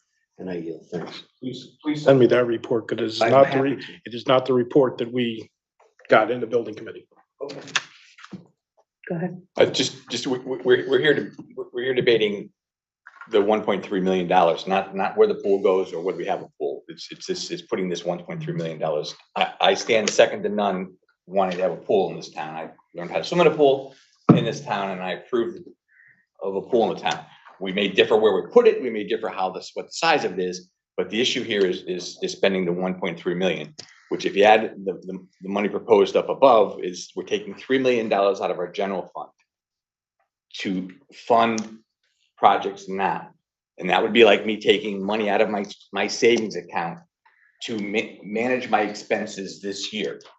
That's all well and good, but next year I still have those same expenses and I have $3 million I have $3 million in my checking account. I have less money in my savings account to take it out. So I think I would oppose this suggestion. Okay. So I know, Counselor Page, you're making specific reference to the construction of the Mill Pond pool at Mill Pond and then a splash pad at Churchill Park, which was mentioned earlier. I too have a briefcase full of documents, many on legal size paper, that show many different iterations that have been considered. So I can't say that that wasn't considered, but I can say that at the Mill Pond Pool Committee meeting that I attended last week, was it last week? That was not mentioned as a consideration. The only thing that was brought forward at this point was the aquatic center, as they call it, on Garfield Street. And so I am very leery about taking funds from the general fund to support a project that we don't even have a project before us that's a finalized project. As Councilor Donahue mentioned, who's the chair of that committee, there were many questions asked of the architect to bring back specific figures based on escalation costs, based on different locations. The committee has brought forward, or Parks and Rec has brought forward that same Garfield Street without much flexibility or consideration for some of the concerns that have been raised. In terms of the parking piece, I was very surprised to see on that meeting that parking was mentioned, and I sent you an email, I don't know if you got it earlier today, actually, regarding parking, because Mr. DeMeo cited 3 locations that are located up here near Town Hall as possible places that parking could be added. And I think in my email, I asked you if that had been vetted through town staff as true viable parking solutions, or if they could be considered viable. I know I just sent it this afternoon. I don't know if you had a chance to look. I haven't had a chance to go through on it. I can say, based upon the 3 proposals, the Garfield Street was probably part of the design plan before Mr. Furstenberg left. That parking lot is proposed for redevelopment. Was supposed to be done while he was here. We had to push off on that. So that could have some changes to it that were being made. I believe that was proposed along the west northerly side of that parking lot, which was actually proposed for expansion with EV charging as well. The main parcel coming into the new parking lot on the right-hand side, that one is more problematic. Had it been built as a parking lot when we moved into this building, it would not have been much of an issue. The main issue we have is we have flooding at that site currently. And we also have a fiber optic vault that is there as well. We've actually found from the architects and the developers who built the building for us that some of our drainage pipes are not flowing properly from the building. So that is causing backups in those. About 3 weeks ago, we actually had to pump out the entire vault. It was actually above the fiber optic lines that are in there. Thankfully, fiber optic doesn't conduct electricity, which is a good thing. Makes life much easier until it freezes and breaks, but so we do have that issue as well. So anything that would have to happen in that spot would require relocation of an entire fiber optic network, which currently ties into the bus garage, where we have our facilities staff working in right now. The third parcel, which is the grassy area just in between the police department parking lot and the main town hall parking lot. That one I couldn't give a direct answer on. That one I still do need to look into.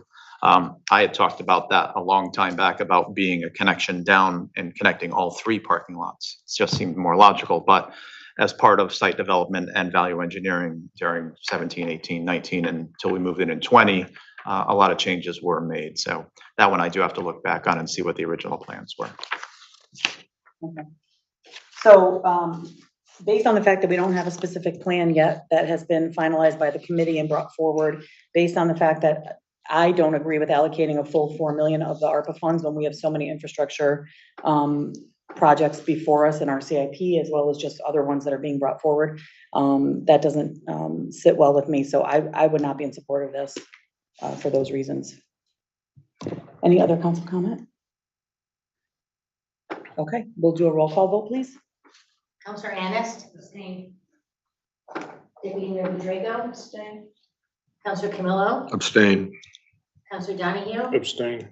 Counselor Menke? Abstain. Counselor Nagel? Abstain. Counselor Page? Yes. Counselor Rada? Yes. Mayor Gilberto? Abstain. 7 abstentions, 2 yes. All right, motion fails. Councilor Page, do you have any more? Thanks, Mayor. Just one more. I move to amend motion 7A fiscal year 23-24 proposed budget amendments by moving $80,000 of the $160,000 allocated for the proposed assistant town manager position into the general fund to offset the balance needed for the proposed BOE Board of Education budget in order to avert teacher staff layoffs.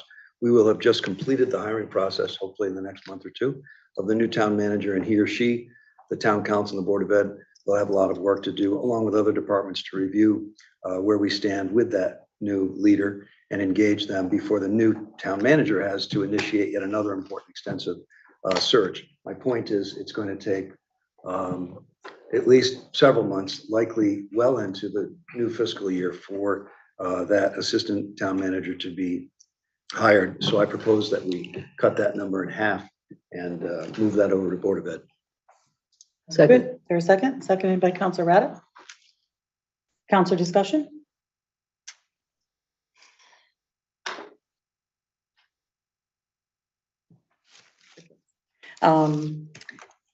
I guess, again, I'm trying to process this information in terms of the timeline. I would like to have an opportunity to talk to the consultants again, find out what our timeline is for getting that person on board. I, in my mind, would envision the new town manager having the opportunity to choose an assistant as soon as they arrive, if they choose to choose someone from within or hold an outside search, depending on how that works, I guess. So I would need some time to process the timeline of this all and what that would look like to cut it to a half-time position. I'm not ready to make a decision on this evening, although I would say that this motion has some merit for consideration. So I'm not discounting it. I'm just saying that I don't know that I'm ready to vote on it this evening. Any other council comment? Deputy Mayor Budrago? I think this does have some merit. I see where you're coming from, and depending on when we get the town manager, and then, you know, he's going to be under he or she is going to be under evaluation for a while, and then, well, because assistant town manager is an important position. I think this does have merit, but again, just we have to run it through our number crunching, whatever. But I think this is something definitely I'd like to consider, but I can't say right now. But I do think it's a valid idea to consider. Thank you, Deputy Mayor. Anyone else? Okay. We can move to a roll call vote. Counselor Hammond, Abstain. Deputy Mayor Rodrigo, Abstain. Counselor Camillo, Abstained. Counselor Donahue, Abstain. Counselor Menke, Abstain. Counselor Michael, Abstain. Counselor Lee, Yes. Counselor Webb, Yes. Mayor Delville. Abstain. 7 abstentions, 2 yes. Thank you. Good dialogue for sure on those. Thank you. All right, we will continue on. No one else has any to bring forward. I'm looking around to make sure. We're still working on it, but I'm feverishly typing. Okay, so we'll continue on now to the annual Fair Housing Month resolution.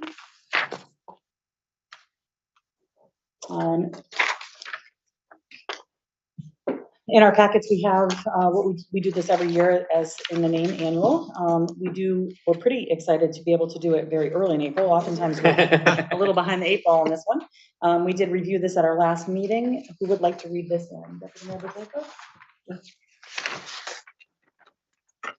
Whereas all persons are afforded a right to full and equal housing opportunities in the neighborhood of their choice, and whereas federal fair housing laws require that all individuals, regardless of race, color, religion, sex, handicap, familial status, or national origin, be given equal access to all housing-related opportunities, including rental and home ownership opportunities, and be allowed to make free choices regarding housing location. And whereas Connecticut fair housing laws require that all individuals, regardless of race, creed, color, national origin, ancestry, sex, marital status, age, lawful source of income, familial status, learning disability, physical or mental disability, sexual orientation, or gender identity or expression, be given equal access to all housing-related opportunities, including rental and home ownership opportunities, and be allowed to make free choices regarding housing location.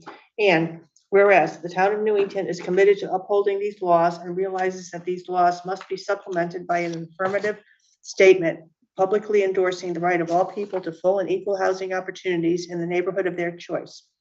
Now, therefore, be it resolved that the mayor and the Newington Town Council hereby endorses the fair housing policy to ensure equal opportunity for all persons to rent, purchase, and obtain financing for adequate housing of their choice on a non-discriminatory basis. And be it further resolved that the town manager of the town of Newington or the designated representative is responsible for responding to and assisting any person who alleges to be the victim of an illegal discriminatory housing practices in the town of Newington, and for advising such person of the right to file a complaint with the State of Connecticut Commission on Human Rights and Opportunities or the U.S. Department of Housing and Urban Development, or to seek assistance from the Connecticut Fair Housing Center, legal services, or other fair housing organizations to protect his or her right to equal housing opportunities, adopted by the Newington Town Council this 4th day of April, 2023. Beth Del Bino, Mayor. Second. Second by Councilor Rada. And discussion on this? Hearing none. All those in favor, please signify by saying aye. Aye. Any opposed? Motion passes unanimously.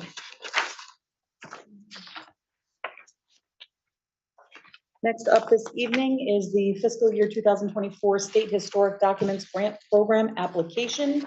Again, we did review this at our last meeting. James, do you want to just speak to this really quickly, because this is your baby? Well, it's my baby. I'm actually excited about it. It'll be nice to have all of the land records digitized and available for the public, as well as completing the recreation of these books to make it an easier process for anybody who comes into the office. Right now, you take a giant book and you literally carry it out and you wonder if you're going to get leather dust on it and be walking around with a nice little red line across you from the leather rot. So being able to go through the process as we have for many years, we've received over $170,000 in grants from the state for projects that we've done over the time. So I'm happy to be able to continue that effort and preserve the town records as they should be. So this one, and as I had indicated last time, this will take care of the rest of the volumes that we have. We're actually looking to order about 30 to 35 covers currently. And then once we have the approval from the State Library in July, that'll finish the rest of the books, which should be about 80 to 85 volumes. Great. Thank you. Any council comment or question on this one? Who would like to read the motion in for us? I'll read it in. Counselor Rada? Resolved that James Kropinski, acting town manager or his successor slash designate, is authorized to execute and deliver in the name of and on behalf of this municipality an application and contract acceptance with the Connecticut State Library for the Historic Documents Preservation Grant for fiscal year 2024. Second. Seconded by Counselor Nagel. Any further discussion? Hearing none. All those in favor, please signify by saying aye. Aye. Aye. Any opposed? Motion passes unanimously. All right, moving on. Next item this evening is the town manager search update. The council had asked that we add this as a ongoing agenda item so that the committee would be able to update the council on anything that was going on. Councilor Menke, do you want to do it or you want me to do Sure, it? I can do it. We were notified by the Randy Frank, the search company, that they have a number of applications, I think 21, I believe, that came in, and they're sending out 14 sets of questionnaires, I believe. The process is moving along. The questionnaires, we talked about those last time, the questions, and they're going out, and candidates are being asked to complete the essay questions, if you will, and then return them, and then they're gonna make their, kind of cull it down from there. So the process is moving along. I know it's moving. I think we would like to hire somebody like, last Tuesday, or the Tuesday after Keith left, but it is a process. And I think the important thing is we're in the process to get the best candidate for the job. And I think that's, it is rolling along. The issue with us is going to come at some point. We're going to get applications and essays to read, and that's going to take some. If you think doing the budget takes time, wait till you start reading the essays and the applications. So it's going to take some time on our part, and then there'll be an interview process, and the process will continue, but we're still working on it. So. Okay, thank you. Deputy Mayor Draco? Just to piggyback on that, I think from the communication that we received from the consultant is, actually, there were 24 applicants, but then with some background digging and Google searching, I think it was actually Google searching, the consultant eliminated 3, and just there were issues, I guess, that were very publicly available. And then one applicant, when they were sent the questions that we talked about last week, self-eliminated. So we are, as Councilor Menke said, 21 are still kind of hoping and running, and we'll see what happens. Councilor Rada?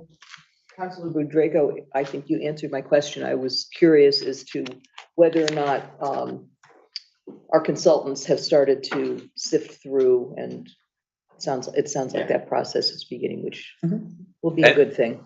And they'll do that before they send this to anybody. They'll do a more complete, not a background check. They'll do a more complete search. I mean, this is just I think my examination of a quick examination, and then Well, I think some might be very obvious that they don't have the skills or whatever to be able to move forward in the process. Anything else? Okay, we'll continue on. We're moving into appointments and resignations. This evening we have before us a resignation from the Central Connecticut Health District. Menke? Resolved, the Newington Town Council hereby accepts the resignation of Roy Zatarian as a member of the Central Connecticut Health District in accordance with an email correspondence dated March 31st, 2023, and effective immediately. Seconded by Councilor Nagel. Any discussion? Councilor Page? I would just, as I think all of us would, extend our best to Roy and thank him for everything he's done over the years for the town in this capacity. He's done so much, and so thank you, Roy. And this is unfortunate, but he's got to obviously take care of himself. So. Deputy Mayor Draco? I did want to thank Roy, if he's listening, for his contributions. I know this committee, I mean, he has so many interests, whatever, but I know the CCHD was was special to him as well, and he did a very good job. And if you're listening, Roy, we're all thinking of you, and thanks for your efforts. Having known Roy personally in many capacities, also within the town itself, he's a dedicated volunteer and human being who truly cares about this community and truly cared about the health district and what it represents, so much of what we talked about earlier. And I know he's moving on to take care of other things more personal, and I hope that he takes care. I would offer thanks to Mayor Z, as I like to call him. And I will just say he definitely takes his role on that commission very seriously. Just 2 days ago, he sent me an email with the updates. So up until we accept this, he is still very seriously considering his role on that commission. And I know he's given so many years to the town in his capacity as mayor, but also on this commission, as you said, Deputy Mayor Pacheco, this really was his passion. He loved serving on this commission. So it is with sadness that we will accept his resignation this evening, and we wish him the very best. Mayor Davion, if I might add, the door is open on the council chamber. And every once in a while, when I look up, I look over there, Mr. Cesarian's picture comes up as a reminder. So he'll always be present here, even though he's not on the health district or working in other capacities. Very good point. All right. All right. We have the motion. We have a second. All those in favor, please signify by saying aye. Aye. Any opposed? Motion passes unanimously. All right, now we're moving into new business, and we have before us from the Board of Education a couple of MOU or Memorandum of Understanding requests. Dr. Brumman, do you want to come forward for the discussion also? And I know Lou was here, he may join us again. Just for the council, I know we had sent these. The chair too. Oh, I'm sorry. Bruce, if you wanted to come forward, I don't know. Okay. Chairman Fletcher and the Board of Ed member Amy Parati are in the audience as well. He is a smart guy. How about that? There he is, right there. So there were two memorandums of understanding that the Board of Education had brought to us back in February for our consideration. And I think we were trying to get our heads around an understanding, making sure that we had all of our information correct. So the first one that is in our packet, I'm just checking, is related to the health benefit credit. And my understanding, and we did talk kind of back and forth on whether these monies were still available, not available, and we have cleared that up with Ms. Murphy, who's on the line if counselors have questions too. But this would be considered a surplus of $156,577. And the ask from the Board of Education is that this would, it's all blending together. It's been a lot of conversations today, Maureen. That this would come over to the town for us to reallocate into the board, board's budget, right? I started to think, what am I jumping to the next one? No. Okay, so you will see before us on the screen, is that the right one? Yes. Yes. So we are not looking to take action. This is new business this evening for us to get a look at and be able to ask questions. This will be moved to the April 18th agenda for us to take action, I would assume, prior to our budget amendments and adoption of the mill rate, so that this can be included in that process in setting the new mill rate, should it pass at that point. So counselors, I will open the floor for comments, questions, or I'll open it to you if there's anything you want to add. Yes, please. No, the way that was portrayed is exactly accurate. The money would then just simply go into next year's budget as an increase to the base. Counselor Mankey. So just a quick thing. This credit balance of 156,000, say, comes from where? Each year, there's a health benefit credit calculated by Janet through an analysis of the money that we've set aside for health benefits. And over the years, you've probably recalled pretty large credits, like $1 million plus. Due to a lot of those had to do with COVID or different ways that things were calculated. So they're shrinking mightily, but that is coming from a credit that was realized from actually last year's budget. And we get the credit to our budget in the fall. And the choice we have is to either use it, or in this case, we're recommending to use it as an offset in next year's budget. So you already have this credit? You have it. Okay, so it's, okay. And then this would increase your bottom line that we have to make up next year by the 106,000. That's correct. It would, yes, it would. And Janet, you're on, right? Yep, I'm here. Okay, I just want to make sure I did say that I checked with you, but you would verify that these funds are available and this is a viable option for us. So I understand what Superintendent said, but the way I'm going to explain it, and they can correct me if I'm not seeing this right, is they did receive the credit, but when they budgeted for the full amount of the health insurance, because at the time you do the budget, you don't know what your credit's going to be.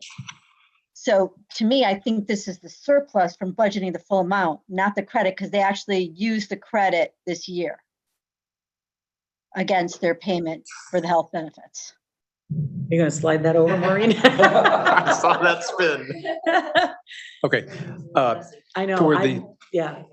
for the practical use of the money, somewhere around October 1st, we'll get notification if there is a credit in the specific dollar amount that it is. The typical protocol that's done is in the succeeding months, either October's or November's payment due back into the fund for the health benefits. That credit will be used as an offset to that payment. So it's part of our benefits account. So it basically allows a surplus to sit in our benefits account equal to the amount of what the credit is. So in our either October or November payment into the fund, we would have deducted $156,577 from it, leaving those dollars in our benefits account.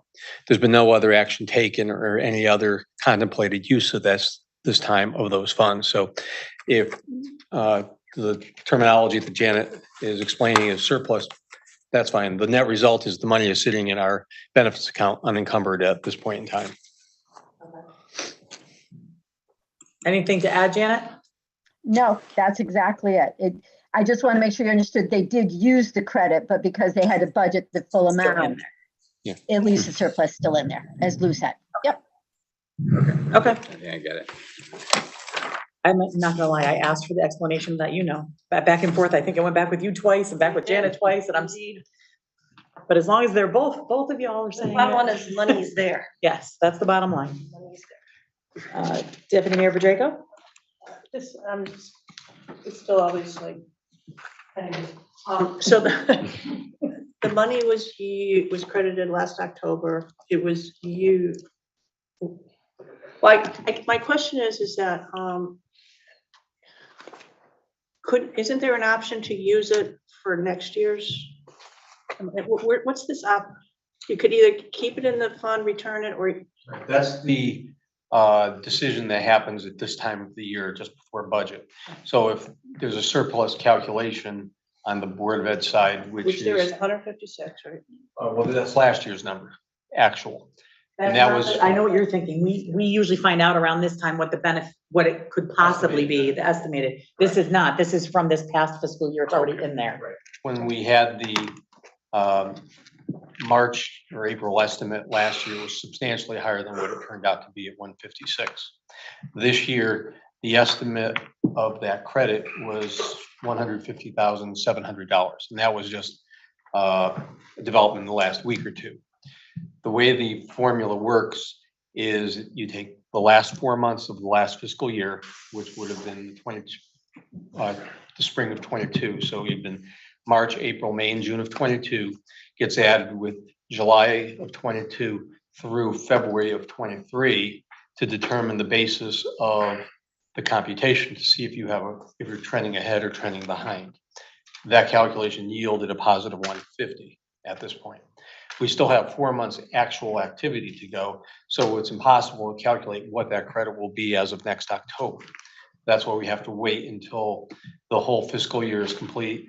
Anthem has to do their settlement and all their adjustments and presents Janet the package where she can then go ahead and determine the final credit that's due to the Board of Ed. The numbers varied widely.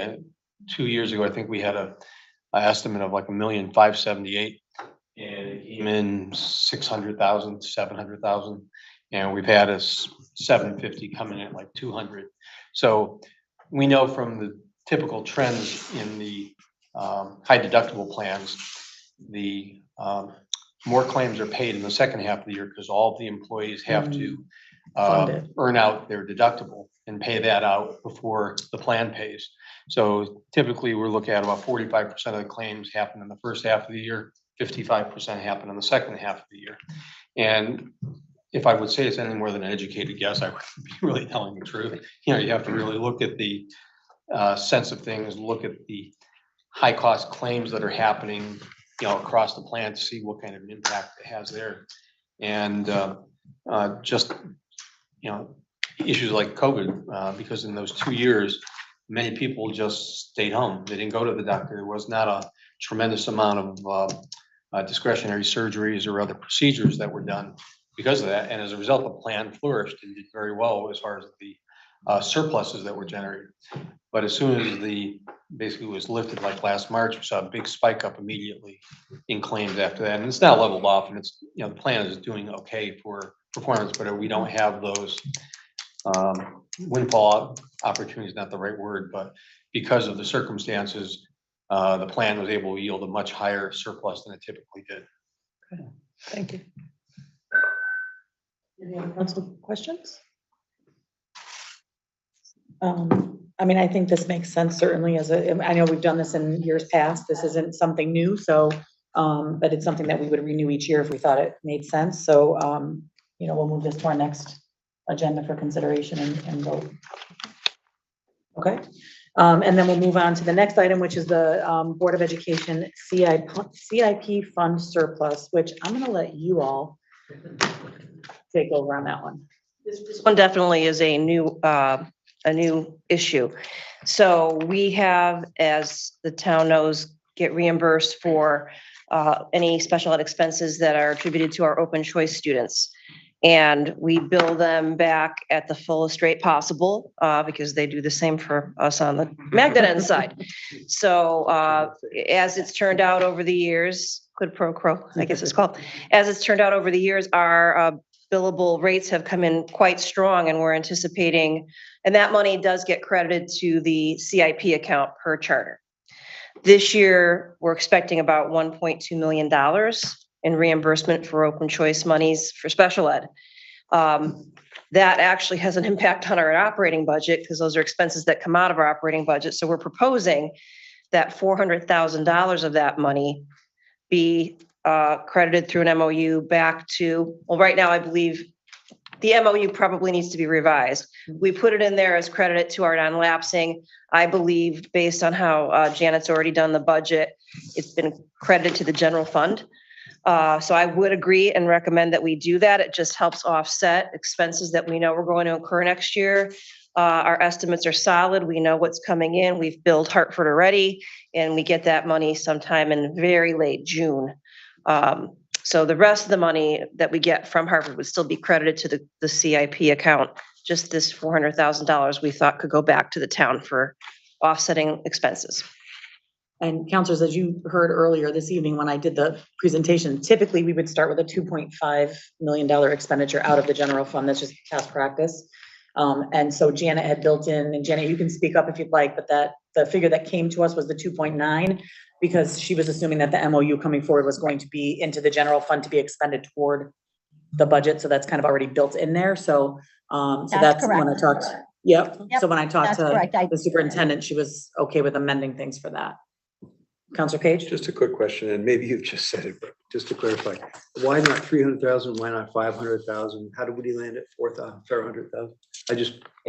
Yeah. Because the cap on that account is at the 1.2 million. Okay. So the amount that they're going to take in is 400,000 over that cap I'm amount. sorry, you may have said that. Right? Thank you. Okay. Did I say that correctly? You're correct, but I didn't say that. The Oh, mayor's correct, and okay, she I added wasn't to sure that. how we arrived at that. That is why we were trying to, obviously, we could spend the money on capital expenditures, but realizing the budget season that we're having and the ongoing expenses in our operating budget, we thought it was a better use of the money to put it back into the general fund and the operating budget. Sure. Thank you. So when Dr. Brown and I talked earlier, I had said this was their document, so they'll bring forward some updated language to reflect those change that we're talking about this evening for our consideration at the next meeting. Okay, everybody good? Any other questions? Works for me. Okay. Yeah, don't go anywhere, one more, right? One more Board of Ed. The next item under new business is the Board of Ed CIP account project transfer request for undesignated funds, which. Right, okay, I'm gonna let you speak to this. Just go ahead and explain it. Okay, within our board CIP account at this time, we have about $345,000 of resources sitting on the undesignated reserve line within the funds. We have two major projects we'd like to try to get done this year. One of them is to repave the north parking lot in Newington High School, and the other is to do strip off the top of the track and put a new surface top on because it's getting pretty chewed up. It's 18 years old.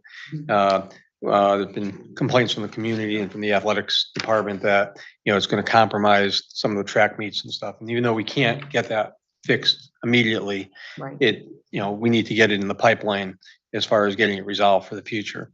And, I still don't have really firm budget numbers on these yet because it's just how volatile the contracting marketplace is for the track work. But we're hopeful that we can have both of those projects done by the start of school in September. And, I don't have enough resources in other places to get it done. So this was the, most expedient approach where we know we have money or cash resources available in the fund at this time to be able to carry the cost of these projects. And in order to to match the timing of the summer work season is the reason we're making this request. So fun fact, I was on the Board of Ed 18 years ago when the track was like shut down. We couldn't use it for a while, right? Because of the issues. So we don't want to see that happen again. And we had to find the funding to get that done. And then the track, I think you were talking, was that one of the proposed changes to the budget that you're going to bring forward to the Board of Ed? Was the track one of them that was talked about in the Finance Committee, or was that, am I making that up? We did talk about the track and the finance. Because I feel like you might have mentioned that even though it was a need that you were going to bring next up. forward It wasn't- another solution. yeah. Okay, I was trying to remember the It conversation. actually was in the context of the memo that we Yeah. were going to present into the full board, so that was kind of a couple iterations ago, but yes, it was discussed at the finance committee. Yeah. Okay, great. Deputy Mayor Badrego. I'm actually afraid to ask this question. I'm just so confused. I think it's a great, the 300,000 for the replacement of the track, whatever. 100 for the track. Yep. It says transfer of 300,000. But it's 200 for paving and then 100 for the track. Yep. it's just Well, broken down. whatever. It's from the BOE CIP fund. Now, we were just talking about you're going to have a $400,000 surplus that you want transferred to the town, and then we turn around and transfer it to the operating fund. Why wouldn't it make more sense to go back to, and I know there's a cap on it, but I mean, the cap can be like a 1-year agreement that we were willing to, like, for 1 year, go above the 1%, whatever, but you're taking 300,000 out.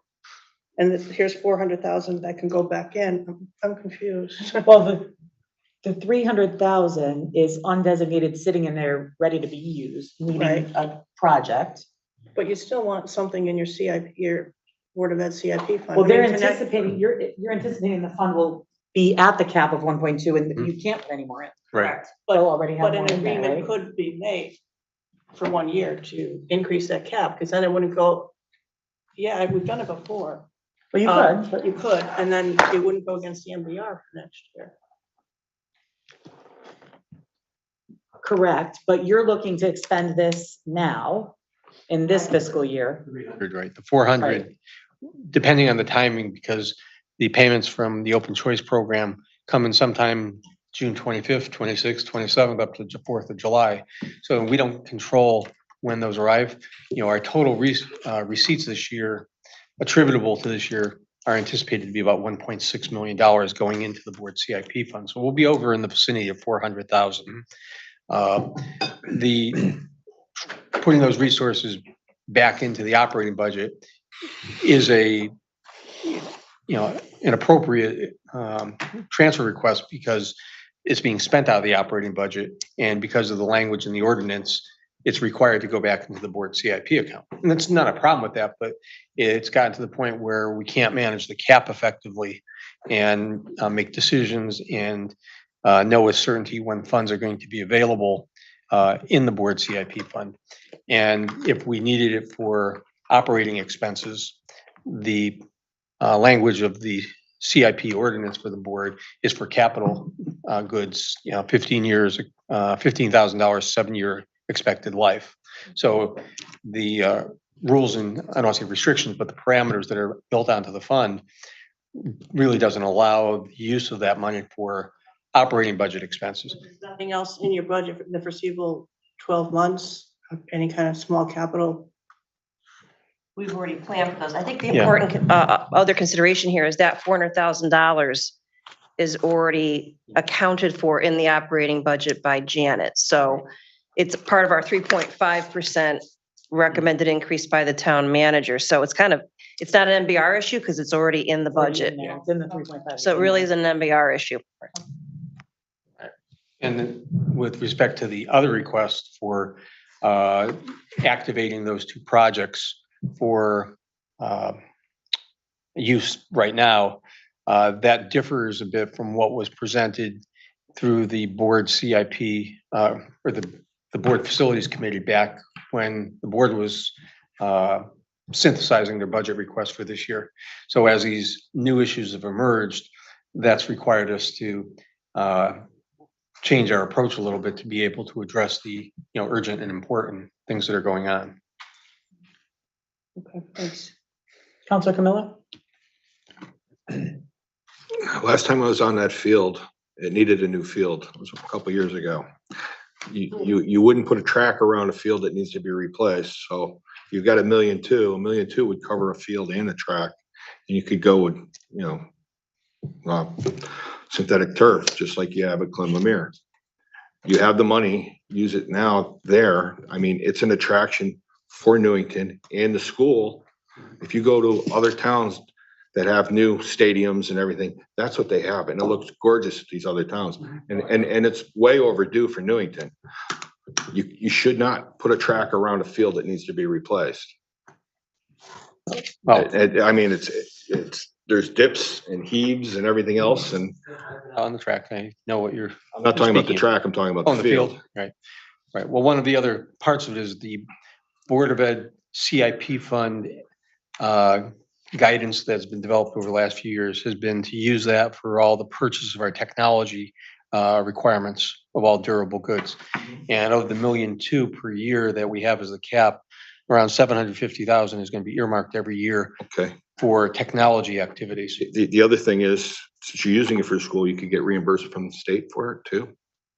The track, we'd have to. In the field, because it's more than 15 years of life. So, and your CIP is anything 6 years or older. So. I know a lot of the athletic driven expenditures are not reimbursable under the state program. Okay. But I'd have to review that to know that with certainty. I haven't looked at it in a couple years. We're way overdue for that. And that's, you just don't put a track around something that needs to be replaced, because then you'd be digging the track up again and wasting $300,000. All we have to do is take the top off. The concrete base or the blacktop base is okay. It's just the rubberized surface on the top is what needs to be done. Right. It's the same thing on a tennis court, the same stuff they're using. But running equipment over it, and what if you decide to do it? Oh, wow, we've got extra money, or the state's coming in with grants. Let's start talking about that now instead of a swimming pool or something like that. I mean, that's really important. And it is an attraction to draw students from other towns and athletes. So. I love the turf field. I helped get one in Plainville, but it's to do a turf field at Clemamere would be at least $2 million for the turf, 2 to 3 million in current dollars. Mm-hmm. And then a whole new track is probably $1 million to do a new track. Or what do you think, Lou? 500,000? and problem, some of these contractors, they see Board of Ed and let's just throw the highest number out. And they usually go for it, unfortunately. And you can beat them up just like you did with the roof. Okay, I mean, it works. It's negotiating with the contractors. Well, you know, you were at 500,000, we got a roof for 190. So. Based on grant reimbursement. Right, and it still would have cost us $340,000. We wouldn't have gotten half back. So. Okay. And since we're talking about. Is this relevant to the proposal that's on the table? No. I'll bring it up afterwards.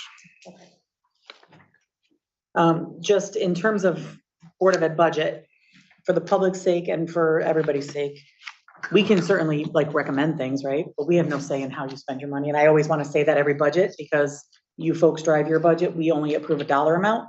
So while council may have thoughts and ideas on projects, that's ultimately it's your job to figure that out. So I like to always mention that. But in terms of the two projects that are brought forward today, the blacktop paving and the resurfacing of the track, these are funds that are already in there in the Board of Education CIP, undesignated funds. So just because of the process and procedure and the way our process works, the request just has to come to us to redesignate those funds. Correct. And then you would manage those projects moving forward. So I have no problem with this request and would ask that we move this to our next agenda for consideration by the council. Okay. Thank you. Thank you.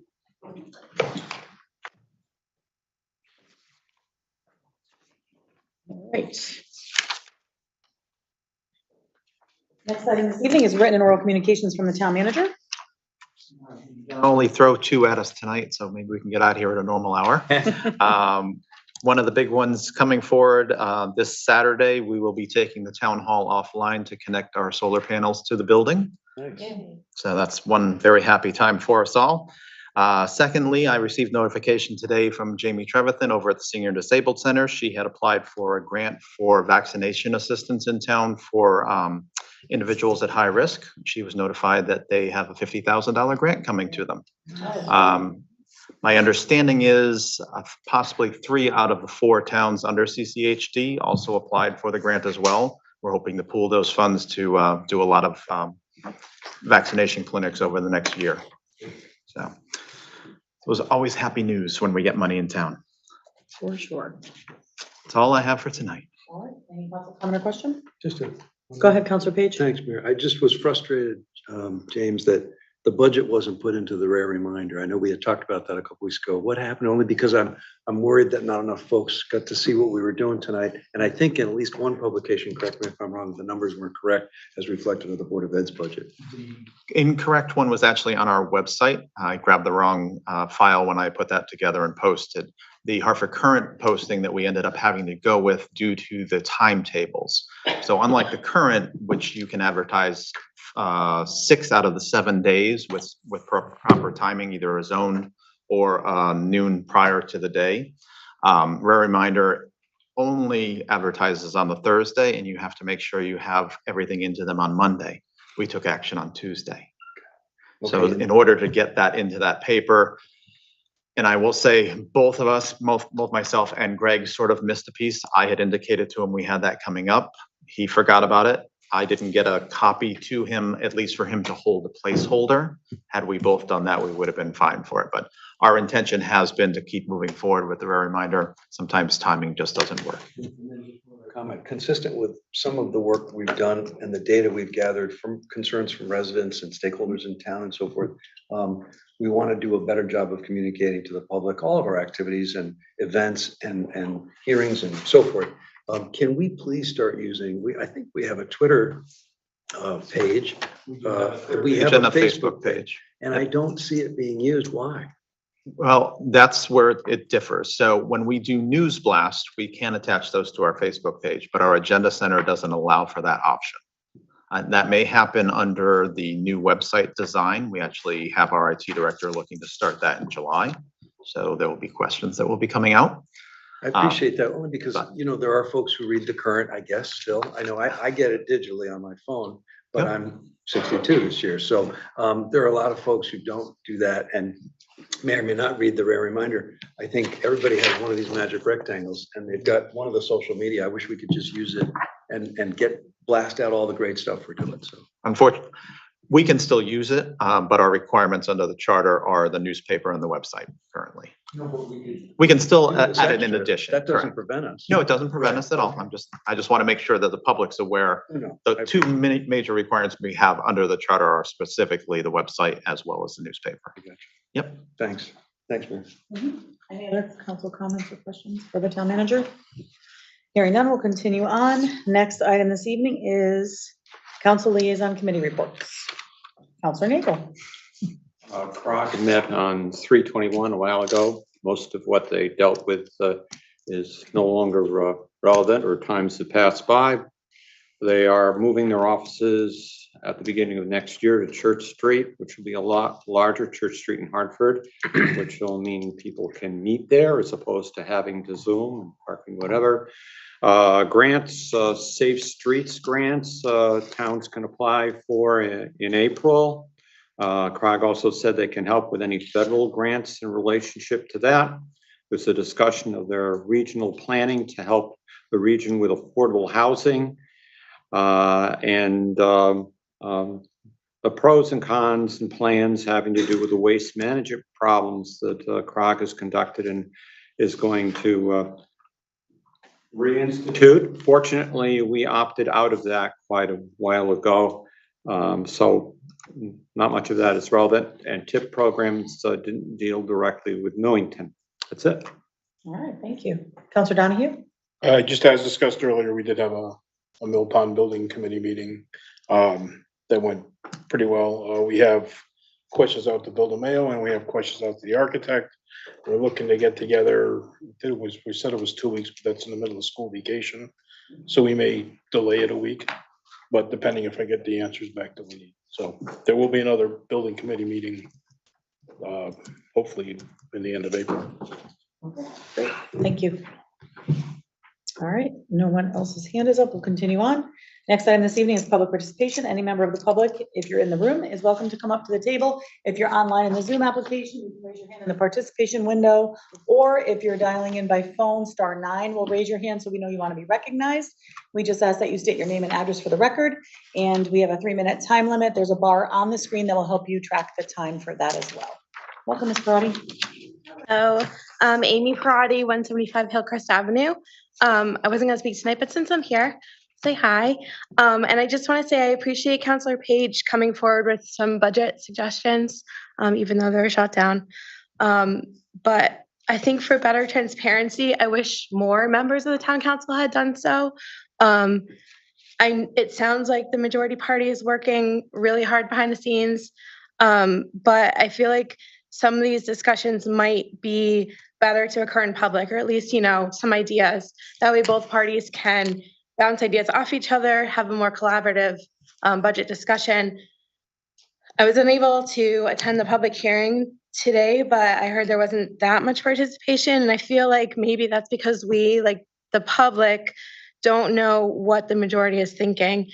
If we don't know what's on the table, we don't know what to support, what to speak up against. There's just not a lot of transparency going on with this whole budget process. I think it was, almost a month ago, 3 weeks maybe, that we saw the initial town manager budget. And since then, there hasn't been a lot of deliberations at the table for the public to hear.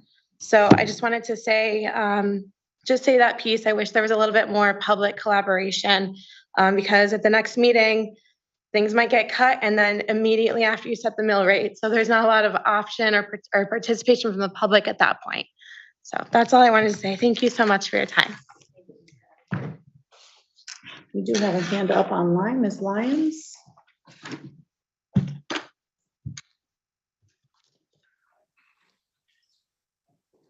Hi, Rose Lyons, 46 Elton Drive, and listening to the discussion tonight again about Mill Pond Pool and the renovations there. I'm very disappointed after going through the minutes from August 2021 of the Town Council, and then Parks and Rec, their October 2021 meeting, it seems that and I said this before and people have taken offense that I've mentioned this, but for 18 months, nothing was done. In August of 2021, the mayor asked Councilor Donahue to set up another meeting so that we would have a shovel-ready project should any monies become available. In October 2021, I read the Parks and Rec meeting minutes, and there was 3 committee members who wanted no part of the committee because they said it was a waste of their time, and that was confirmed by one of the members the other night at the pool committee meeting, that they didn't want any part of it because they heard that it was going to be just repair and not replace the pool. Fast forward to December 2022 is when from what I understand from the superintendent, at the Christmas carol singing, he was informed by one of the state reps that there was some money available that we could take advantage of for a pool, $5 million, and we'd have to come up with 50% of that in order for it to be considered. As I've said before, half of $5 million to me is $2.5 million. This is where the rush came in, and Councilor Page, I know you haven't been on the council long, but this goes way back, farther back than probably me even, and I'm not debating the pool situation, but I think each and every one of you should go back and follow not just the money, but follow the plan, because things seem to have gone awry somewhere, and the ball was dropped, and I'm not blaming anybody. I think it was just miscommunication. I actually watched, and I hate to admit this, because I know you all think I'm a little bit off, and I know it after this. I watched the Mill Pond pool project committee the other night and had questions, so I went back onto YouTube. Actually, I didn't watch it. I listened to it. I went onto YouTube, got distracted, went back, and an hour into it, realized that I was watching the May 2021 meeting and probably wouldn't have even thought anything of it until Councilor Annis spoke. And I said, wait a minute, what's going on here? So everything that I listened to last week, I was listening to in May of 2021, and nothing much has changed. Nobody's gone forward. Something has to be done, but I'm not saying that Parks and Rec should take the rest of the $4 million that we have left. I'm sure there's other departments. I've said that before. Tonight we talked about our website. How about getting a webmaster for the town so somebody can get on there and make sure that the word gets out to people? It's awful that we're trying to get the correct information these days, and I don't blame anybody. I know there's a lot of work to be done. In any case, I suggest, once again, go back and look and follow the project and see where it stopped and why it stopped and how it stopped, and see how we're going to go forward to rectify it. Thank you. Thank you, Ms. Lyons. All right, anyone else in the room that would like to come forward? Anyone else online? So we'll continue to remarks by councilors. Councilor Page. Thank you, Mayor. I would just say if anybody considers Rose Lyons to be a little bit off, I wish everybody in town was a little bit off. Right. And was as informed and intelligent and articulate and participatory as Rose Lyons. And I mean that sincerely, Rose. We appreciate you. And hopefully you keep us all honest. You continue to. And we need more residents, more citizens to participate like you do. I would just respond respectfully to Councilor Mankey, the comments about a one-time payment for the pool and for the schools. I don't consider it a one-time fix. Our kids and our families are a tremendous investment for decades to come. They sustain, maintain, and increase our property values and the value of our town. It's a tremendous draw. Our pools, our park and rec, all of our programs, libraries, and so forth. They're a tremendous investment. And I think maybe that's philosophically where we disagree. The money spent today will save us money down the road. It's again from not me, it's from the people who know a lot more than I do about budget, finance, and engineering for the pools. We are going to be spending more money in the coming years. And if I'm on this council, I'm going to harken back to this time and say, not me, from the engineers' reports that Councilor Donahue has read and I've read, it's going to cost our residents more in a mill rate. And this is a tremendous opportunity. If we miss it, we're blowing it and we're not showing leadership. Thank you. Councilor Mankey. Just to clear, I am in favor of a pool. I'm not sure I'm in favor of the pool there or not there. I am not in favor of taking $3 million out of the general fund to fund expenses this year, because then next year we either have to take that another $3 million out of the general fund, like I would have taken another money out of my savings account to pay my yearly expenses, or we have to tax the taxpayers another $3 million just to catch up on that. Because we can't keep taking $3 million a year out of our general fund. Just to respond to Mrs. Parati's comments, if we would have shot down Councilor Page's suggestion, we would have voted no. We voted abstain, so they're still on the table. We can still discuss them. I think we gave that opportunity because I think we owe the respect of my colleagues to my right here, on my left. So we didn't shoot anything down. We just voted to not vote on it. I mean, and your comment that we on this side aren't working on the budget is we are working hard, but we are working hard. I have spent more time in this building at night than I care to admit, because we're working on the budget and we're working on the budget on the other side. So we are working. I think everybody's working. We're all trying to get to the same point. I don't think any of us want to take this lightly. I probably lose more sleep over the budget than I do paying my bills on Tuesday morning when I pay my bills. So I think we all take this seriously. None of us here take this not seriously. So thank you. Councilor Rada?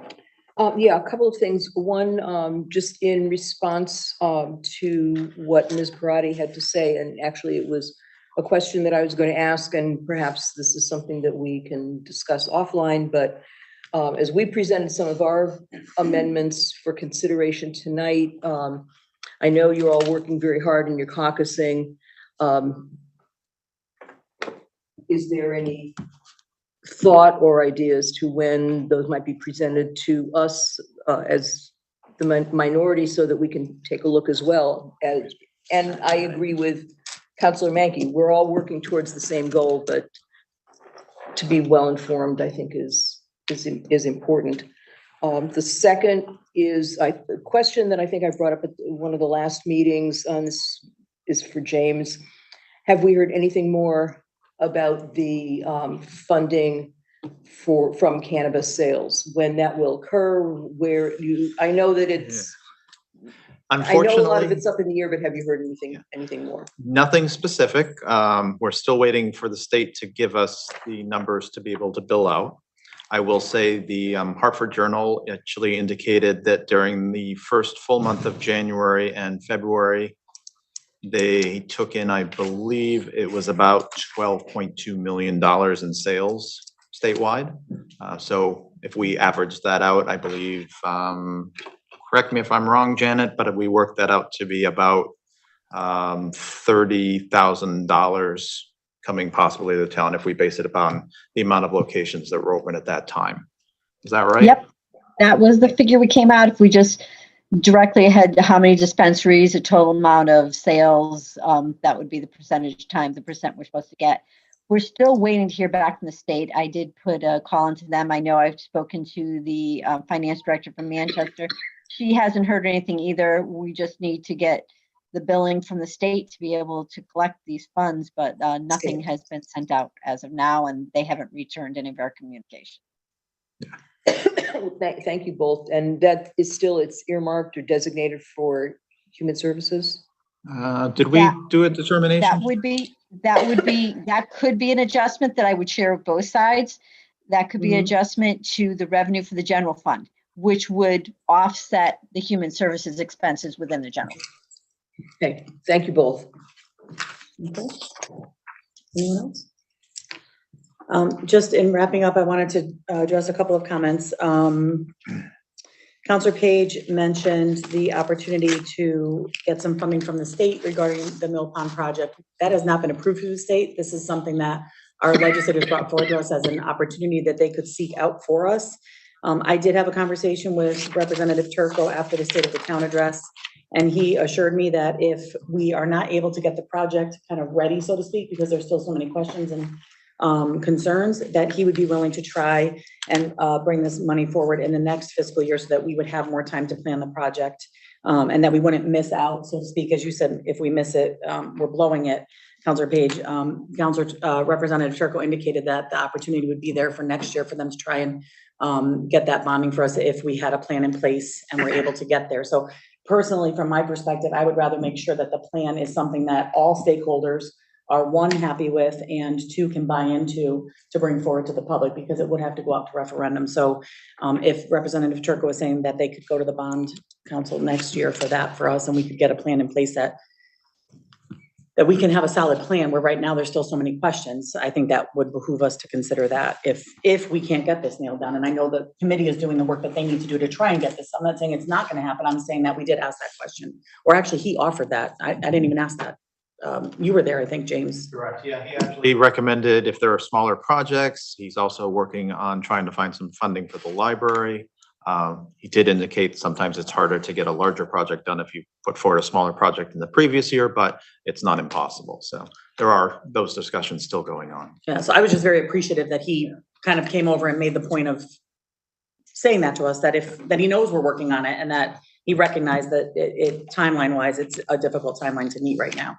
And then in terms of sharing our budget ideas, I was a bit caught off guard this evening to find that there were going to be changes that were not presented to the majority party ahead of time for consideration, because Councilor Page and I had a conversation after last meeting about when we could exchange ideas. And I think I had indicated to you that I will be out of town, so that our caucus will be getting together and finalizing either the Sunday or Monday of the 15th, 16th, when I get back on the 15th. So the 16th, 17th would be when we as a caucus would have to get together and final crunch numbers and have those proposals ready, and would be reaching out to you to try and exchange those. So there is an intent on our part, and I had already shared that. So it just concerns me that it's being represented that there was no discussion of such, or intent to share, because there was an intent, and that intent still exists.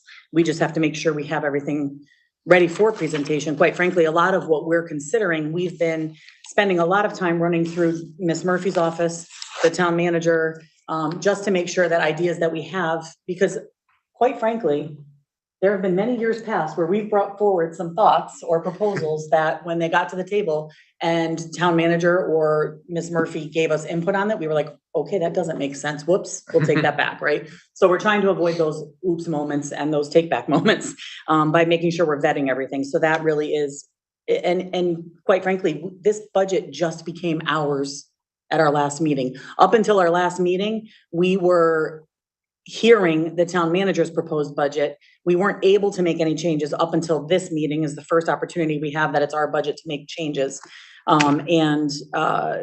We were still hearing the presentation of the budgets. So each town department was making presentations. Ms. Murphy and the town manager were making those presentations. So at least in my practice, I wouldn't propose any changes or make those until tonight is the first opportunity, because we haven't had a full picture of the entire budget up until then. So those are some of the reasons why it didn't happen. And the timeline is crazy and it's crunched, and we run into this every year in which we had a couple extra minutes or weeks kind of in the middle to do some of that. But it's the way the timeline is set in the charter and the way we have to operate. So it's unfortunate that it has to be kind of crunched like that. I would, on the record, like to thank again the superintendent of schools, who has been very open to discussions and conversations with me about some of the thoughts and ideas that I've had. So I appreciate the open dialogue and respectful discourse that we've had, and I'm very appreciative of that, and hoping we can get to where we need to be. All right. No one else's hand is up, so we'll continue on to executive session. I skipped informational items, sorry. Informational items.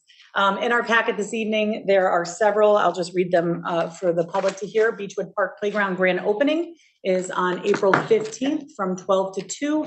There will be a ribbon cutting ceremony at 12:15. I will be out of town. And so Deputy Mayor Pedrego will be standing in for me at that event, and hoping everybody can be there. It's bound to be a good time. I know the opening last year was a great time too.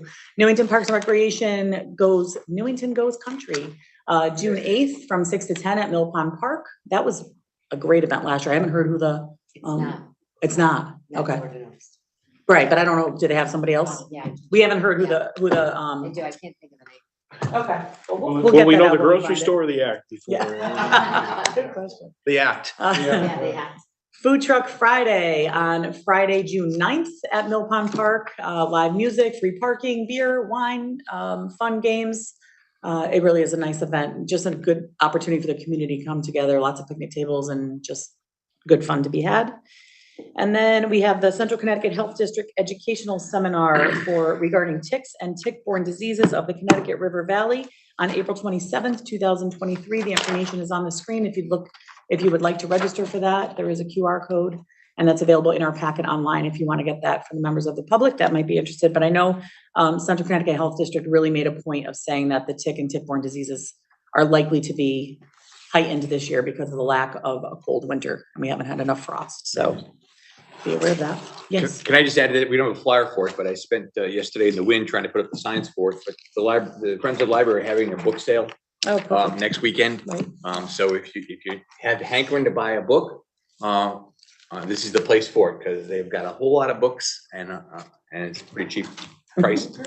But the book sale is next Friday, Saturday, and Sunday. If I'm not correct. Yeah, the weekend after Easter weekend. Right, next Yeah. week, but not this weekend, but the next weekend, Yeah, right? and, Yeah. We're and going to thank the you. meeting by I've seen all the signs up, so thank you for doing I that. have more to go, but I ran into a sick grandchild, so I couldn't get it done. No, I I will work figured on you it. were behind all that, so thank you very much. It's a very dangerous event. I came home with 45 books. Yeah. It is dangerous, you're right. They weren't mine. All right. We will continue next. We're heading into executive session under Connecticut General Statute 1-206C for security. Who would like to read that I motion? think Counselor Mackey has a hankering to. A hankering. I have it, and I hankering. can hanker for anything All you right. want. Go right ahead, Counselor. Yeah, and Ancona form. Just don't omit Antonio Ancona. Now he doesn't. Resolved. Let me raise my hand first. Okay. Resolved that the Newington Town Council, in accordance with Connecticut General Statutes 1-206C, hereby moves to go into executive session and invites the town council members, the mayor, James Kaprinski, acting town manager, Dr. Maureen Brummett, superintendent of schools, Dr. Bruce Fletcher, board chairperson, Amy Parati, board member, Lou Giacomowitz, chief financial operations officer, Daniel Diaz, John Wallace Middle School Principal, and Michael Morgan, Director of Security and Residency, to discuss a security issue, John Wallace Middle School. Is there a second? Second by Counselor Donahue. Any discussion? All those in favor, please signify by saying aye. Aye. Any opposed? Motion passes unanimously. We stand in executive session at 9:15, but I would allow for a 5-minute recess if folks need to take a quick break. Are we coming back in this meeting? Yes, we have to come back into the meeting to adjourn, yes. We're just gonna come in and adjourn. No public comment, right? Pass that. Okay.